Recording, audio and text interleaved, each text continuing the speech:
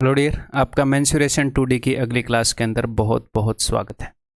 ये class start करने से पहले मैं ये चार चीज़ें हैं, इनके ऊपर बात करना चाहूँगा, क्योंकि ये चीज़ें बार बार मेरे सामने आ रही थी जब मैं टेलीग्राम पर सारे स्टूडेंट से आप लोगों से इंटरेक्ट कर रहा था। तो ये कुछ चीज़ें हैं जो बार बार आ रही थी, तो इन सभी के बारे में टू द पॉइंट एक बार बात करेंगे हम, फिर आगे स्टार्ट करेंगे। ठीक है, तो पेन नोटबुक लेकर आ जाओ, अच्छे से पोस्चर बना लो, टेबल पर बैठे हो, बेड पर तो वैसे मत बैठो यार, लाइब्रेरी में ज्वाइन कर लो अब तक नहीं ज्वाइन किया है तो। That is the best place to study. ठीक है, और जब भी पढ़ाई करो तो डिस्ट्रैक्शन फ्री करके बैठा करो माहौल को।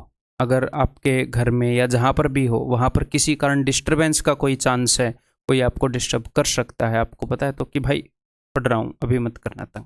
ठीक है, फ़ोन को दूर रखा करो। है, ये सारे काम कौन करेगा? आप ही करोगे। आप ही को करनी है ना पढ़ाई, तो कौन करेगा? आप ही करोगे। तो दूसरे अगर डिस्टर्ब कर रहे हैं उनको शिकायत मत करो कि तुम डिस्टर्ब कर रहे हो, नहीं। आप ऐसा माहौल क्रिएट करो कि वो डिस्टर्ब ना कर पाए, बोल दो उनको। वो आपको डिस्टर्ब करते हैं, मान लो किसी कारण भी आप डिस्ट्रैक्ट होते हो, मोबाइल के कारण या कैसे भी, तो उस माहौल को क्रिएट करने की जिम्मेदारी उनकी नहीं है जो आपको डिस्टर्ब कर रहे हैं, भले ही वो आपके घर के हो, आपका भाई हो, आपका बहन हो। किसको ज़रूरत है पढ़ने की? आप चाहते हो वाकई में जॉब लेना, आपकी रिस्पॉन्सिबिलिटी है। बोल दो उनको, सीधा बोलना पड़े कि भाई देखो तंग मत करना, अभी देखो काम कर रहा हूँ, है गुस्सा हो जाऊंगा, है कैसे भी करके बात मनवा लो। है, आपको लग रहा है आपकी किस बात बोलने से वो मान जाएंगे कि ये बोलूँगा तो वो मान जाएंगे, बोलो वो कि भाई मान जाओ देखो। ठीक है, तो अपना इन्वायरमेंट ऐसा बनाया करो स्टडी के लायक, और खुश होकर पढ़ो, दुखी होकर मत पढ़ो। इसे एज ए बर्डन मत लो। कितने प्यार से हम सब्जेक्ट को पढ़ रहे हैं, कितने इंटरेस्टिंग वे से पढ़ रहे हैं, है ना। अपने ऊपर बर्डन भी नहीं ले रहे बहुत सारी चीज़ों को याद रखने का। जो भी याद कर हम कर रहे हैं उसको लॉजिकल वे से याद कर रहे हैं। ठीक है, तो चलिए जी अब स्टार्ट करते हैं। माहौल बना लिया है तो, और एक चीज़ को कभी भी मत छोड़ना, क्या कि रोज़ का काम, जो अपना रोज़ का काम है, आप भले ही 6 दिन कर लो हफ्ते में, एक दिन आप फ्री हो जाओ, कोई दिक्कत नहीं है। ये जो 6 दिन आप करते हो, इसके अंदर भी 45 मिनट्स आप क्या करो, अपनी हॉबी फॉलो कर लो। जो लोग पूरे दिन पढ़ रहे हैं उनकी मैं बात कर रहा हूँ। कोई अगर जॉब कर रहा है तो अब वो क्या ही मतलब 45 मिनट की हॉबी निकालेगा, पहले ही वो जॉब कर रहा है, उसके पास पहले ही टाइम कम है। ठीक है, जो लोग पूरा पूरा दिन पढ़ रहे हैं, अब कई बच्चे क्या करेंगे, दिन भर मोबाइल चलाएंगे, लाइब्रेरी में पढ़ रहे हैं वहाँ पर भी मोबाइल चलाएंगे, बीच में डिस्ट्रैक्ट हो जाएंगे, बीच में टीवी देख रहे हैं, बीच में कुछ और देख रहे हैं, फिर शाम को उनको ये भी चाहिए। भाई दिन में तुम 3 घंटे वेस्ट कर चुके हो, अब तुम्हें 45 मिनट और चाहिए। फिर मैं भी एक रीज़न होगा, सर ने हॉबी के लिए बोला था, ये लो 45 मिनट और वेस्ट कर दो। इसका मतलब होता है जब भैया पूरे दिन पढ़ रहे हो, ठीक है, माइंड थोड़ा सा ये हो गया कि यार मैं थक गया हूँ, तो 45 मिनट 30 मिनट, ठीक है। कोई अगर जिम वगैरह जाता है तो ऑल्टरनेट डे चले जाओ, रोज़ 30 मिनट जाने से अच्छा क्या है, ऑल्टरनेट डे चले जाओ, 1 घंटा जाकर आ जाओ ऑल्टरनेट डे। ठीक है, मेन बात ये नहीं होती कि हम दिन में कितना पढ़ते हैं, मेन बात ये है कि हम रोज़ जितना भी पढ़ते हैं, ठीक ठाक अमाउंट हमने पढ़ना है, 6 घंटे 8 घंटे 10 घंटे, हम जितना भी पढ़ते हैं उस चीज़ को हम कितनी बार रिपीट कर पाते हैं। अगर आपका ऐसा शेड्यूल हुआ जिसको आप रिपीट कर पाओगे तो आप सक्सेसफुल हो जाओगे। आप सेम चीज़ को रिपीट कर पा रहे हो, आप रोज़ एक एक कदम पास जा रहे हो अपने गोल को। लेकिन ऐसा शेड्यूल फॉलो कर रहे हो, ऐसा शेड्यूल फॉलो कर रहे हो जिसको आप रिपीट ही नहीं कर पा रहे, कैसे सक्सेसफुल होगे? कोई है चांसेस? नहीं नहीं। ऐसा शेड्यूल फॉलो नहीं करना जिसको हम रिपीट ना कर पाएँ, कमर टूट जाए हफ्ते में, ऐसा नहीं। भाई जिंदगी भी जीते रहें साथ में, ठीक है, मेहनत करनी है, पूरा जोर पढ़ाई पर होगा, बट ये हो कि भैया कमर ना टूट जाए हमारी, है। 1 महीने ही रूटीन फॉलो हो, तो इसलिए मैं बोल रहा हूँ 7 दिन में भले ही 6 दिन कर लो, लेकिन अच्छे से कर लो। और रोज़ का काम करना है, चाहे आपको कोई टेंशन हो सिलेबस को लेकर, मार्क्स नहीं आ रहे, फलानी ढिमकानी, जितनी भी टेंशन है, कोई भी टेंशन है, कोई भी स्ट्रेस है, कोई भी फैमिली के कारण टेंशन है, कुछ भी हो, रोज़ का काम करोगे तो एक बात पक्की है, क्या, यहाँ पर आपकी जॉब रखी है, यहाँ पर आप बैठे हो, रोज़ का काम करोगे तो आप उसके पास पहुँचते रहोगे। आपके लाइफ में टेंशन है नहीं है, किसी दिन आप रुक गए, उस दिन रुक गए फिर पहुँच गए, किसी दिन रुक गए फिर पहुँच गए, रोज़ का काम करना है बस। ये नहीं रुकना चाहिए जो आपका रोज़ का पढ़ाई का काम है, ठीक है। और ऐसी बातों को तो दिमाग में लाओ ही मत जो आपके कंट्रोल में नहीं है। कई सारी चीज़ें जो आपके कंट्रोल में नहीं है, हो सकता है फिलहाल जो भी हो, खुद से रिलेट कर लेना, फिलहाल आपके घर की स्थिति ऐसी हो जो आपको नापसंद हो, फिलहाल तो आपके हाथ में है नहीं, वो चीज़ एकदम से तो बदलेगी नहीं, वो चीज़ बदलेगी तो इससे बदलेगी। तो हमें किस पर फोकस करना चाहिए? उस चीज़ के ऊपर फोकस करो जो चीज़ हमारे कंट्रोल में है, ना कि उस चीज़ पर जो चीज़ हमारे कंट्रोल में नहीं है। इससे होगा क्या? जो चीज़ कंट्रोल में नहीं है उस पर फोकस करोगे और ज़्यादा स्ट्रेस में आओगे और ज़्यादा दिमाग खराब होएगा। जो चीज़ हमारे कंट्रोल में है उस पर फोकस करोगे तो कल को जो कंट्रोल में नहीं है वो भी कंट्रोल में आ जाएगी। ठीक है, तो समझ रहे हो अपना माइंडसेट कैसे रखना है, क्लैरिटी रखनी है यहाँ पर। ठीक है, आप जो मेहनत कर रहे हो उसके बदले में बहुत ही ज़बरदस्त चीज़ मिलने वाली है, एक बढ़िया सी जॉब, बढ़िया सी सैलरी, एक well balanced life, work and life का balance, work and family time का बैलेंस बहुत बढ़िया। सरकारी जॉब में होता है सैटरडे संडे की छुट्टी, मज़ेदार। तो उसके लिए कुछ तो कॉस्ट पे करनी पड़ेगी, है भाई, फ्री में थोड़ी मिलता है सब कुछ। अब ये देखो, नंबर 1, बच्चे बोल रहे थे कि सर डर लग रहा है। ठीक है, तो भाई सबसे पहली बात, ये जितनी भी प्रॉब्लम हैं सब सीरियस एस्पिरेंट्स इन सारी प्रॉब्लम से जूझ रहे हैं, सारे सीरियस एस्पिरेंट को ये सारी प्रॉब्लम हो रही है। तो आपको कोई भी प्रॉब्लम हो रही है तो आप इकलौते नहीं हो। डर इस बात का होता है जब आप कॉम्पिटिटिव एग्जाम में हो, आप कोई ऐसा काम कर रहे हो या ऐसी स्थिति में हो, बाकी उसमें नहीं है, आप हो तो आप पीछे रह जाओगे। सारे सीरियस एस्पिरेंट के साथ ये सारे हो रहे हैं।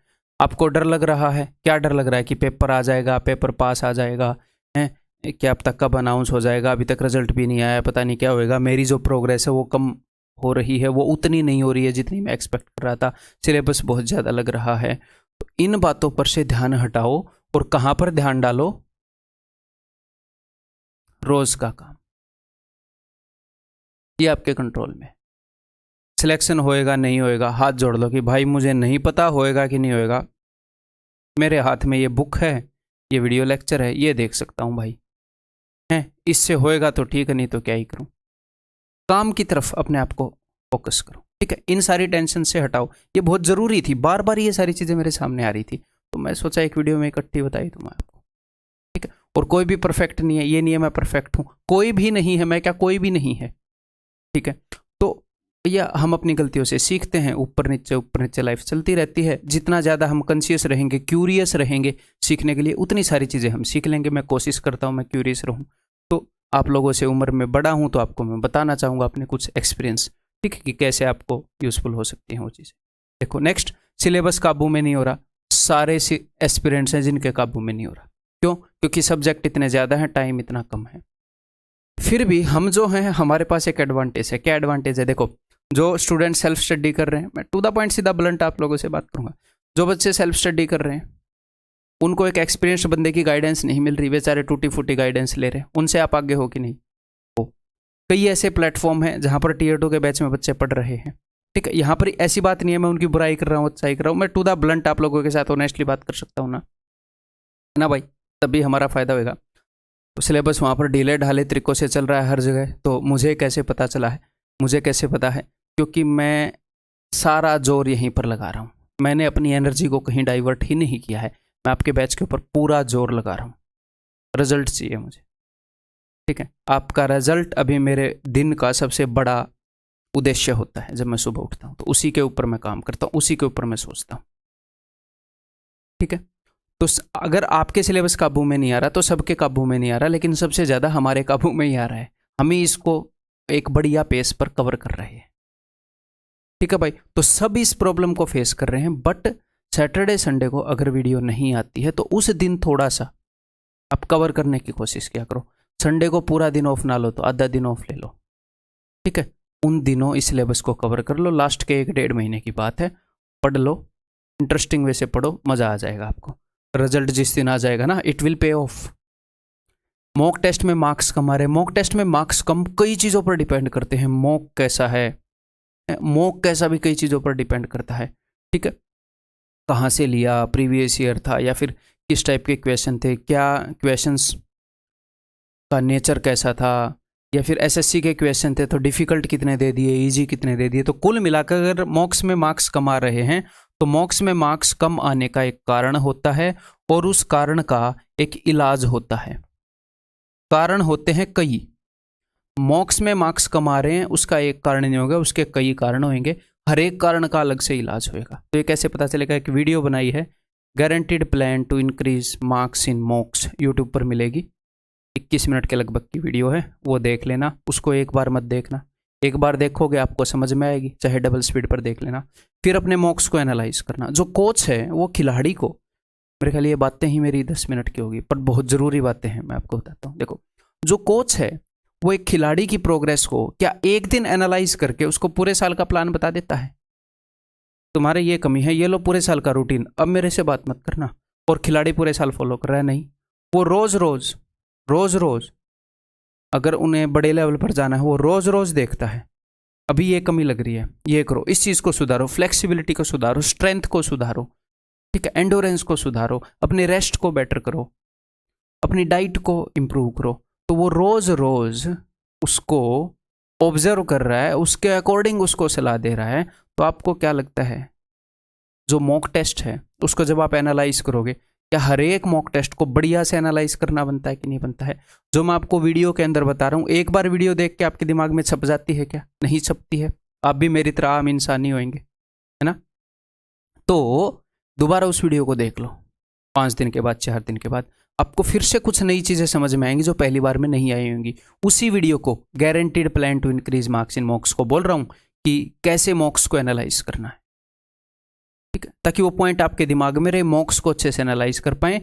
यही सीढ़ी है मार्क्स को बढ़ाने की, इसके अलावा और कोई सीढ़ी नहीं है, इसके अलावा और कोई सीढ़ी नहीं है और कोई रास्ता नहीं है। This is the only way. इसके लिए ये काम आप करना चाह रहे हो तो मार्क्स बढ़ जाएंगे, नहीं चाह रहे तो नहीं बढ़ेंगे, ठीक है भाई। मसल्स बनानी है, प्रोटीन इंटेक करना पड़ेगा। सर मैं प्रोटीन नहीं खाना चाह रहा, तो नहीं बनेगी मसल्स, प्रोटीन से बनती हैं।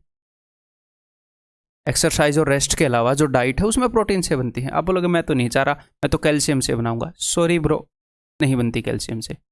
तो this is the only way. Clear है? नेक्स्ट, अरिथमेटिक कमजोर है भाई।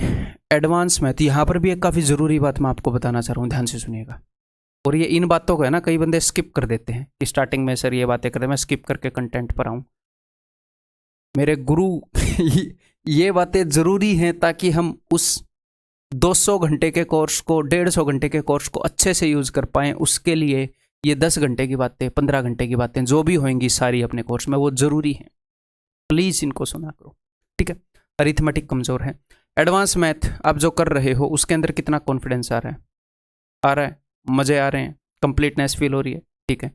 उससे कहीं ज़्यादा अरिथमेटिक के अंदर करवा दूंगा। और बोलो, उससे कहीं ज़्यादा अरिथमेटिक के अंदर करवा दूंगा। कैसे? क्योंकि मेरी स्ट्रेंथ ये है कि मैं चीज़ों को प्रैक्टिकली देखना पसंद करता हूँ, प्रैक्टिकल विजन रखता हूँ। तो एडवांस मैथ से कहीं ज़्यादा प्रैक्टिकली हम अरिथमेटिक को देख सकते हैं कि नहीं देखते। तो मेरी स्ट्रेंथ वहाँ पर ज़्यादा लागू होगी। इसका मतलब ये नहीं है एडवांस कमज़ोर है, नहीं। ये जैसा है, इसको जितना प्रैक्टिकली देखा जा सकता है उस तरीके से मैं देखता हूँ, ठीक है। तो इसको इसके बेस्ट फॉर्म में रखते हैं, उसको उसके बेस्ट फॉर्म में रखते हैं, तो वो कहीं ज़्यादा आपका स्ट्रांग हो जाएगा इससे। एक बार वहाँ पर पहुँचने तो दो मेरे भाई। और एक और बात मैं आगे कहना चाहूँगा कि आपने एडवांस मैथ कर लिया, इसके अंदर आपको बहुत ही बढ़िया कॉन्फिडेंस आ रहा है, लेकिन आप ये मत सोचना कि आप 100% क्वेश्चन कर लोगे एडवांस मैथ के। सर डरा क्यों रहे हो, हम तो पूरे कॉन्फिडेंस में हैं, 100% क्वेश्चन कर लेंगे। देखो एग्जाम्पल लेते हैं। एक रीजनिंग के अंदर एक टॉपिक है जिसके अंदर हमें नंबर्स के अंदर पैटर्न ढूंढना होता है। एनालॉजी नाम है या जो भी है, नंबर सीरीज नाम है या एनालॉजी, क्वेश्चन मार्क होता है, वो बताना होता है यहाँ पर क्या आएगा। कितनी भी प्रैक्टिस कर लो, ऐसा क्वेश्चन बनाया जा सकता है या नहीं कि आपको स्ट्राइक ना हो, या कितनी भी प्रैक्टिस कर लो, एक आधा ऐसा क्वेश्चन हो सकता है कि नहीं कि आपको टाइम के अंदर स्ट्राइक ना हो। मान लो स्ट्राइक तो हो ही जाएगा, एग्जाम में टाइम कम है, हो सकता है कि टाइम के अंदर स्ट्राइक ना हो, स्ट्रेस के अंदर स्ट्राइक ना हो। इसी तरीके से हमने 100% कॉन्फिडेंस रखना है कि मेरा अलजेब्रा स्ट्रॉन्ग है, मेरी प्लेन ज्योमेट्री स्ट्रॉन्ग है, लेकिन एक आधे क्वेश्चन आपको ऐसे मिलेंगे जो हो सकता है स्ट्राइक ना हो मॉक टेस्ट में। तो उससे इस चीज़ पर डाउट नहीं करना कि मेरा अलजेब्रा वीक है ना, ये करना कि मेरा अलजेब्रा तो स्ट्रॉन्ग है, हाँ ये क्वेश्चन ऐसा था जो मुझे स्ट्राइक नहीं हुआ। या फिर मान लो क्वेश्चन ऐसा था स्ट्राइक होने वाला, ये क्यों नहीं हुआ भाई स्ट्राइक, उसको ध्यान से देखो। क्वेश्चन थोड़ा सा टिपिकल है उसको लिख लो नोट्स में, उसको मार्क कर लो, समझ रहे हो। तो कहने का मतलब कॉन्फिडेंस को उतना ही रखना है और फिर भी एक ये स्पेस देना है अपने मन के अंदर कि अगर प्लेन ज्योमेट्री का क्वेश्चन भी ऐसा आया जो मुझे स्ट्राइक नहीं हो रहा है तो मैं स्किप कर दूंगा। किसी चैप्टर में मैं कितना भी अच्छा हूं, ऐसे क्वेश्चन मिल सकते हैं जो मेरे को स्ट्राइक ना हो, और किसी चैप्टर में मैं कितना भी वीक हूं, ऐसे क्वेश्चन मिल सकते हैं जो मैं कर पाऊं। इजी भी हो सकते हैं हर एक टॉपिक में, कोई कैसा भी टॉपिक हो, ठीक है। तो इस बात को ध्यान में रखना बहुत जरूरी है, नहीं तो आप अपने कॉन्फिडेंस को ऐसे करते रहोगे, कभी सातवें आसमान पे होगे, कभी जमीन पर पटक दिए जाओगे, इन चीज़ों से इन्फ्लुएंस होगे। तो इन चीज़ों से इन्फ्लुएंस नहीं होना, ठीक है। क्लियर है भाई। तो काम की बातें यहाँ पर बहुत ही ज़रूरी बातें मैंने आपके लिए की हैं। अब आगे बढ़ता हूँ भाई, चलो पेन नोटबुक निकाल लिया तो क्वेश्चंस को करना स्टार्ट करते हैं। ये लो जी, सर्कल के क्वेश्चंस करेंगे इस वीडियो में, इससे अगली वीडियो में भी सर्कल के क्वेश्चंस करेंगे और अगली में ख़त्म हो जाएगा सर्कल्स। देखो, in a circle with centre O and radius 1 centimetre, okay, an arc AB makes an angle 60 degree at O. In a circle with center O, दिमाग नहीं चल रहा आज मेरा, मैं एक बार पानी पी लूँ। आज थोड़ा सा बुखार और पता नहीं क्या मामला हो रखा है। 20 समझ में नहीं पर मैं क्या हुआ है दिमाग।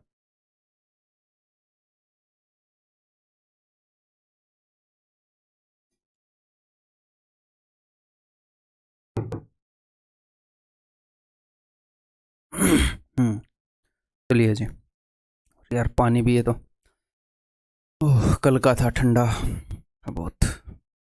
चलो, in a circle with center O and radius 1 centimeter, an arc AB makes an angle 60 degree at O. एक arc AB है जो सेंटर पर 60 डिग्री एंगल बनाता है। Let R be the region bounded by the radii O A and O B. देखो, O ए जो radius है और ओ बी जो रेडियस है, इनके द्वारा बाउंडेड जो रीजन है, इस रीजन का जो एरिया है वो है R. Let R be the region, ठीक है भाई। आर इस इलाके का नाम इसने बोल दिया है जो इन रेडियाई और इस आर्क के बीच में बाउंडेड है, ये बंधा हुआ है। If C and D are 2 points on O A and O B, O A और ओ बी पर 2 पॉइंट हैं सी और डी, ठीक है जी। And area of triangle O C D is half of R. Triangle O C D का जो area है वो आर का हाफ है, यानी कि इस पूरे रीजन का जो एरिया था उससे हाफ है, यानी कि आधा एरिया इधर है, आधा एरिया इधर है, ठीक है भाई। डरना नहीं है क्वेश्चन से। Then and such that O C is equal to O D, ये एक पॉइंट यहाँ पर भूल गया था मैं, O C is equal to O D, ये दोनों बराबर हैं, यानी कि आइसोस्केलस ट्रायंगल बनी है।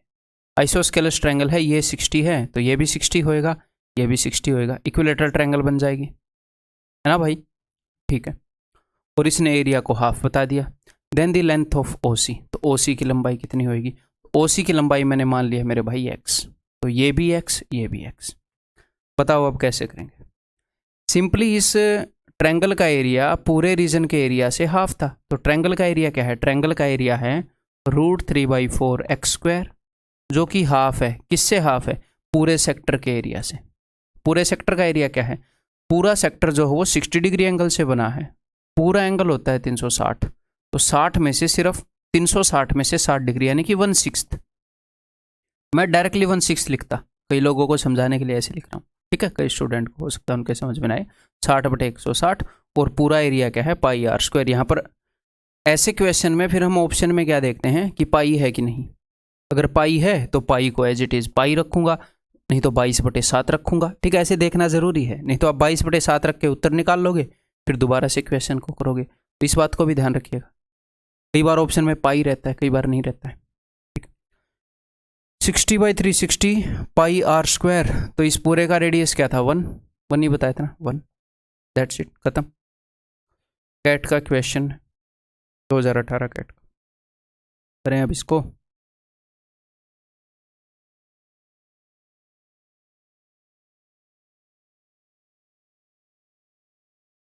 X square is equal to pi रहा, ये नीचे आ जाएगा π/3√3।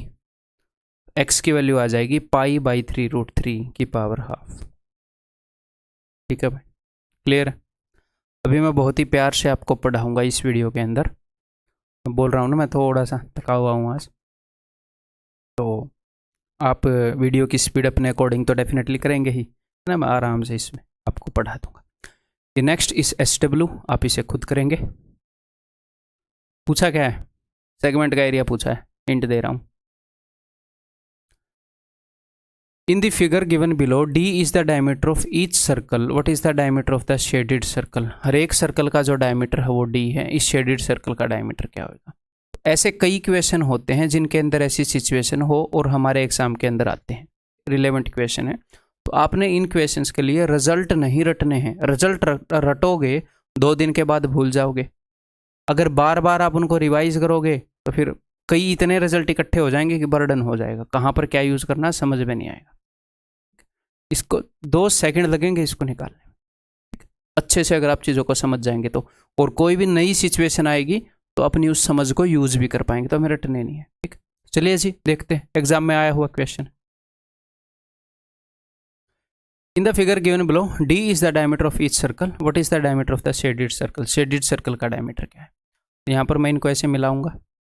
4 सर्कल हैं तो स्क्वायर बनेगा। 3 सर्कल होते तो क्या बनता? ट्रायंगल बनती, इक्विलेटरल। ठीक है, ये रेडियस R है, ये भी रेडियस R है, तो ये पूरा क्या हो जाएगा? डायमीटर के बराबर हो जाएगी ये साइड। और बड़े सर्कल का डायमीटर क्या बता रखा है? D बता रखा है। तो ये सारा क्या होगा? ये सारा होएगा D। ठीक है जी, मुझे इसका डायमीटर चाहिए, बताओ कैसे बताऊंगा? मैं चाह रहा हूं कि आप सोचो ABCP, क्योंकि D यहाँ पर यूज हो गया ना। बताओ, इसका डायमीटर चाहिए मुझे। A से लेकर C तक का गैप पता है? हाँ जी सर, A से लेकर C तक का गैप पता है।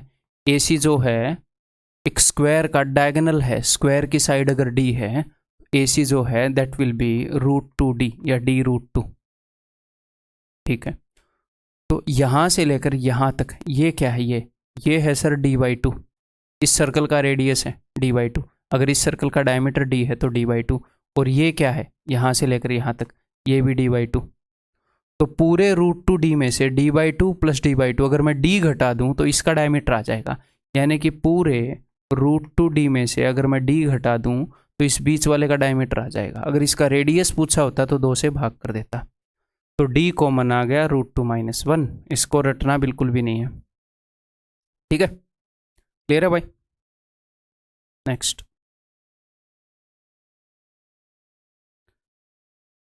अपना नाम लगाना तो मैं भूल ही गया। अब नीचे देख देख के डरते रहोगे। आई कैट का क्वेश्चन है, हम तो चूहे हैं, हम तो इस क्वेश्चन से डरेंगे। ठीक है, करो बिना उसके। From a rectangle ABCD of area 768 square centimetre. एक रेक्टेंगल है जिसका एरिया जो है that is 768 square centimetre ABCD। A semi circular part with diameter AB। Diameter AB को डायमीटर मानकर एक सेमी सर्कुलर पार्ट जो है काट लिया गया। अब ये सेमी सर्कल है, हो सकता है मतलब ऐसे बने, हमें पता नहीं है ना कि ये कितनी है, ये कितनी है, या उसको टच करे हैं, हमें पता नहीं है। या हो सकता है ये वाली साइड छोटी हुई बाहर जाए। तो देखेंगे भाई कैसे बनेगा। फिलहाल तो बस बना लेते हैं, ये फिक्स नहीं मैं कर रहा, फिलहाल तो बस बना लेते हैं। तो AB को डायमीटर मानकर एक सेमी सर्कल खींचा है। ठीक है जी, तो ये इसका सेंटर हो गया, मान लो O। एरिया 72 पाई। इस सेमी सर्कल का जो एरिया है वो 72 पाई है, तो इसका एरिया होएगा half pi R² that is equal to 72 pi. तो अब देखो, पाई से पाई गया, R² इज इक्वल टू, अगर ये 2 ऊपर जाएगा तो 144, तो R इज इक्वल टू 12। तो हमें रेडियस पता चल गया, 12 है। पूरी साइड कितनी है? पूरी साइड 24 है। ठीक है, रेक्टेंगल का एरिया कितना था? रेक्टेंगल का एरिया था लेंथ इंटू ब्रेड्थ 768। यानी कि अगर एरिया उतना है, इसको अगर मैं 24 से डिवाइड करूंगा तो ये वाली साइड आ जाएगी। तो डिवाइड कर देते हैं, 24 × 72, 24 × 48, तो ये 32 है। अब मेरी बात ध्यान से सुनो, इसका जो रेडियस है वो 12 है, यानी कि यहाँ से लेकर यहाँ तक का जो डिस्टेंस है वो 12 है, और ये जो पूरी लंबाई है ये 32 है। तो इसका मतलब ये जो सर्कल बनना था ये अंदर ही बनना था, ये ना उसको टच करके बनेगा ना उसको क्रॉस करके बनेगा। ठीक है मेरे भाई, मान लो ये लंबाई AD ये 12 से छोटी होती तो उसको क्रॉस भी तो कर देता है ये। ठीक, अब आगे बढ़ते हैं।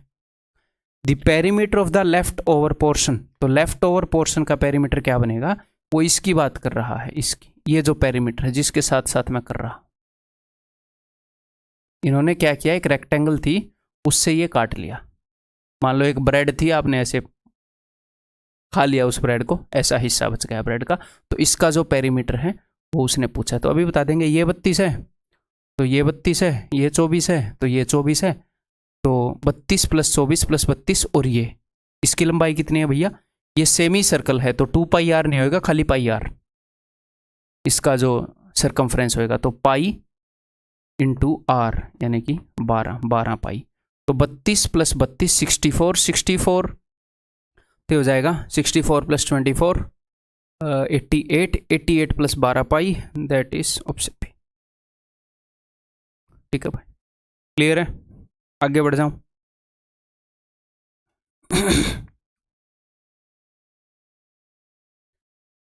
Three horses are tied outside at the corners of a triangular barn, barn यानी कि एक खलिहान है, आउटसाइड बांध दिए, एक खलिहान है, मान लो ऐसे दीवारें बनी हुई हैं, ठीक है, घोड़े को यहाँ पर बांध दोगे, यहाँ पर दीवार बनी हुई है, बाड़ लगी हुई है, तो घोड़ा बेचारा आपने ऐसे बांध दिया तो ऐसे चक्कर काटता रहेगा, अंदर तो घुस नहीं पाएगा, यहाँ पर घोड़ा बांध दिया तो ऐसे घूमता रहेगा, ऐसे घूमता रहेगा। ठीक, तो ये इस टाइप के क्वेश्चन है। तो 3 horses are tied outside at the corners of a triangular barn with side length 33 56 33 56 Pythagorean triplet है, अगर आपको ध्यान हो तो भी बना लेते हैं, क्या पता राइट एंगल ट्रायंगल को यूज कर रहा हो, और मोस्ट प्रोबेबली कर ही रहा होगा। ठीक है जी, what is the maximum area, तो ये बाहर की तरफ घोड़ों को बांधा गया है, मान लो यहां से घोड़े को बांध दिया ऐसे, तो घोड़ा जो है वो ऐसे घूम पाएगा, ऐसे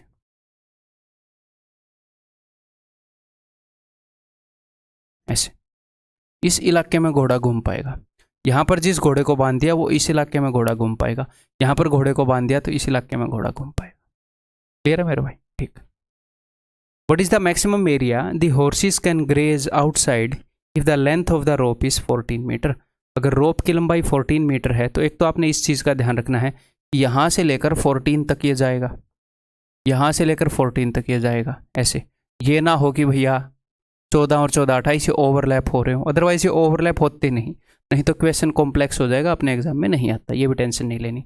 ठीक है, तो यहाँ से 14, यहाँ से 14, यहाँ से 14, यहाँ से 14, कई बार ये बस आपस में मिल रहे होते हैं अपने एग्जाम के अंदर।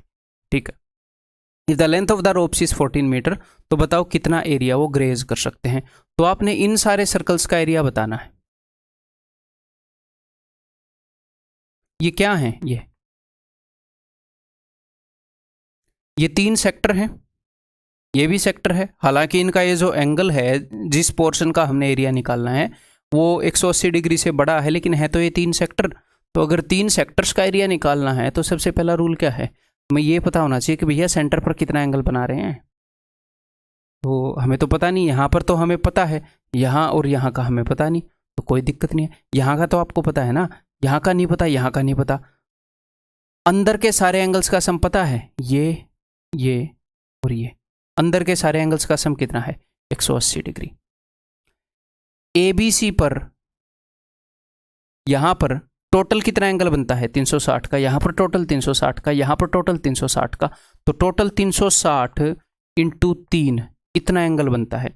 उसमें से 180 डिग्री को घटा दो, उसमें से 180 डिग्री के पोर्शन को घटा दो, जितना भी पोर्शन बचता है वो सारा चल रहे हैं ये घोड़े, तो इतने डिग्री का एंगल है। तो इसको देखें, देखो ये 360 अगर 3 बार आया है तो 180 कितनी बार आया है, 6 बार, 180 इसका आधा होता है, 180 6 बार माइनस 180 1 बार, तो 180 5 बार, तो 180 5 बार यानी कि 18 5 90, 900 डिग्री। तो 900 डिग्री का सेक्टर 360 डिग्री से भी ज़्यादा, ये मत बोलना वो बनेगा कैसे, हमने कुल मिलाकर 900 डिग्री का एरिया निकालना है। तो 900 डिग्री, जब आप 60 डिग्री का एरिया निकालते हो तो आप ऐसे ही निकालते हो, तो 900 डिग्री का भी ऐसे ही निकालेंगे। वो एक सर्कल से ज़्यादा का बनेगा, कोई नहीं, ये जितने गुना है उतने गुना बन जाएगा। गुना में पाई है नहीं है, पाई आर स्क्वायर, रेडियस कितना, और यहाँ पर तो मुझे पाई आर स्क्वायर करने की ज़रूरत भी नहीं है। अगर रेडियस 7 है तो एरिया होता है भाई साहब 154, यहाँ पर रेडियस है 14, 7 का 2 गुना, तो एरिया 154 का 4 गुना। खत्म बात, सोल्व कर दो। 18 दूनी 36, 18 5 90, 2 से जाएगा ये 2 पर, 2 दूनी 4, 1540, ऑप्शन बी।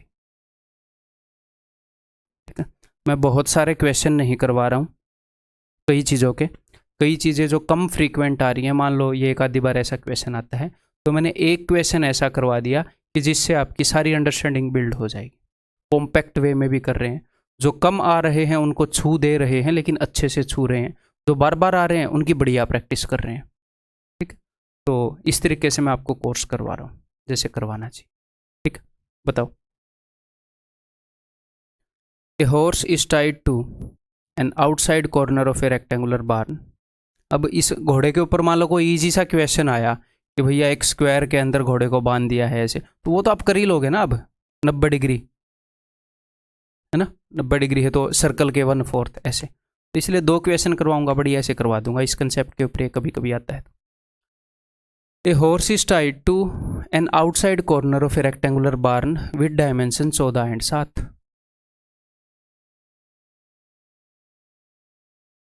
तो ये 14 है, ये 7 है, इसके किसी कॉर्नर के ऊपर यहां पर घोड़े को बांध दिया गया। What is the maximum area horse can graze outside if the length of the rope is 17.5? अगर रोप की लंबाई 17.5, अगर रोप की लंबाई 17.5 है तो यहाँ से देखो, रोप तो इससे लंबी निकली, तो कितनी लंबी निकली यहाँ तक। मान लो दिस इज 3.5, 17.5 है, दिस इज 3.5, यहाँ पर 7 है, तो 17 माइनस 7 10.5। तो ये एरिया, अगर मैं ये सर्कल नहीं बना पा रहा मैं अच्छे से,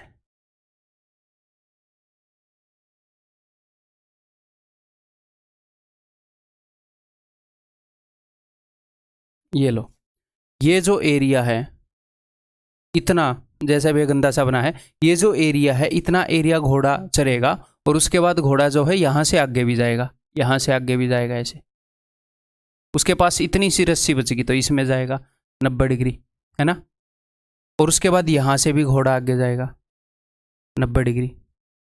समझ में आ रही है बात। तो हमें क्या करना है, हमें 3 सेक्टर्स का एरिया निकालना है। एक तो ये वाला सेक्टर जिसमें 270 डिग्री है क्योंकि अंदर 90 डिग्री है, रेक्टेंगल है। एक ये वाला 90 डिग्री वाला, एक ये वाला 90 डिग्री वाला, अलग अलग रेडियस हैं सबके। इसका रेडियस कितना है, इसका रेडियस है 17.5।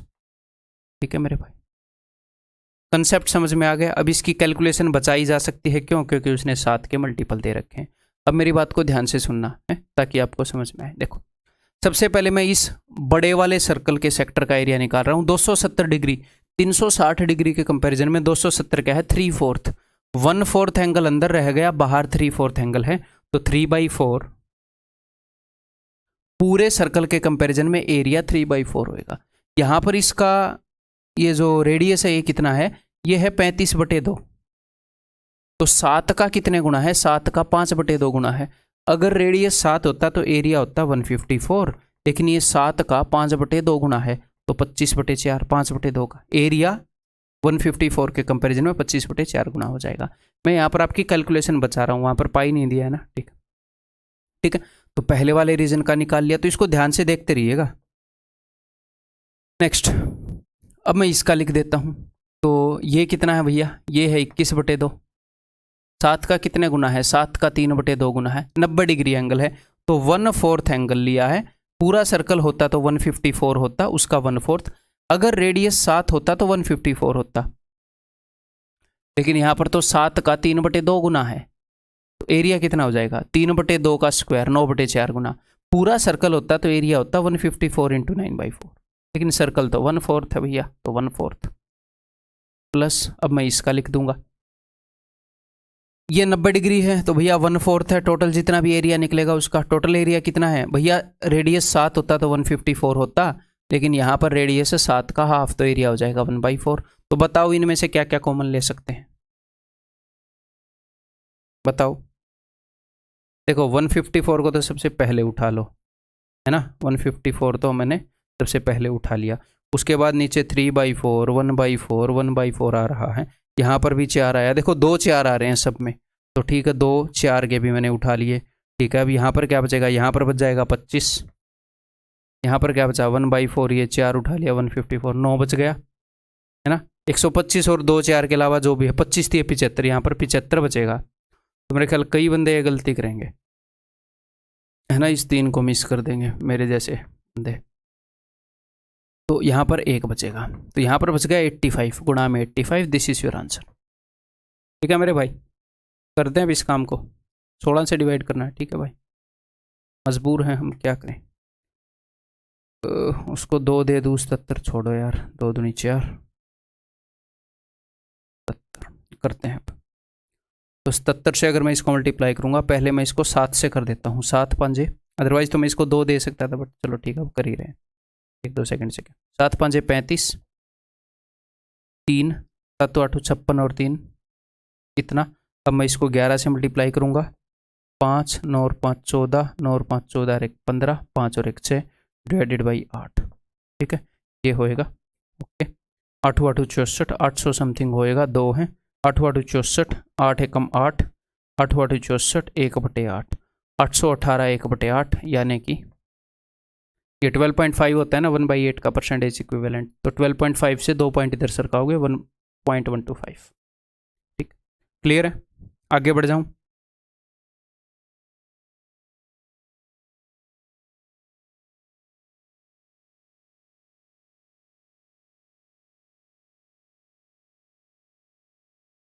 देखो भाई, let A B is equal to 4, मान लिया कि ए बी जो है वो 4 है, and B D is equal to 4√3, और बी डी जो है वो 4√3 है। Then the area bounded by 3 semi circles, तो 3 सेमी सर्कल्स द्वारा जो एरिया बाउंडेड है, 3 सेमी सर्कल्स द्वारा, तो कौन कौन से 3 सेमी सर्कल हैं, एक तो ये,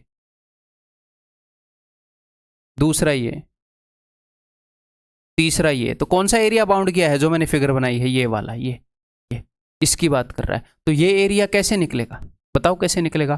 पूरे सेमी सर्कल के एरिया में से ये वाला घटा दूंगा और ये वाला घटा दूंगा, 2 सेमी सर्कल्स का एरिया घटाऊंगा,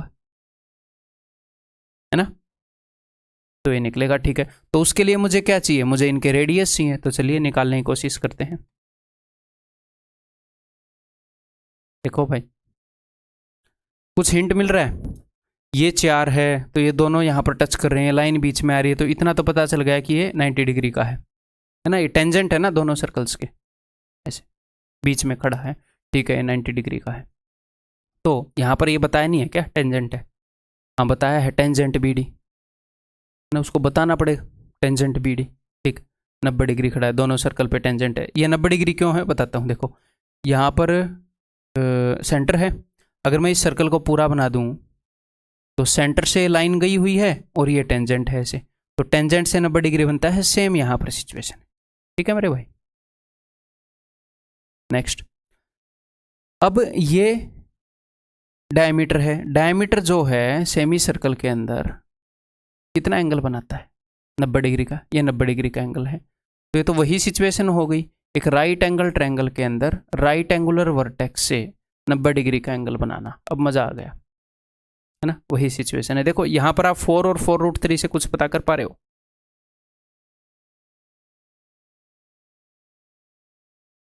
30 के सामने 1, 60 के सामने √3, 90 के सामने 2। कभी भी 2 लाइंस का रेशियो 1:2 मिले 90 डिग्री वाले में, दिमाग में घंटी बजनी चाहिए। ठीक है, 1:√3 मिले बजनी चाहिए, 2:√3 मिले बजनी चाहिए। ये 2:√3 ये रटेंगे कैसे, देखो साइन 30 डिग्री क्या होता है 1/2, यहीं से बना। साइन 45 डिग्री 1/√2, जब भी 1/√2 रेशियो हो घंटी बजनी चाहिए 1/√2 90 डिग्री वाली ट्रायंगल में, देखो। ठीक है, साइन 60 डिग्री क्या होता है √3/2। ठीक है, 1:√3 tan 30 perpendicular upon base.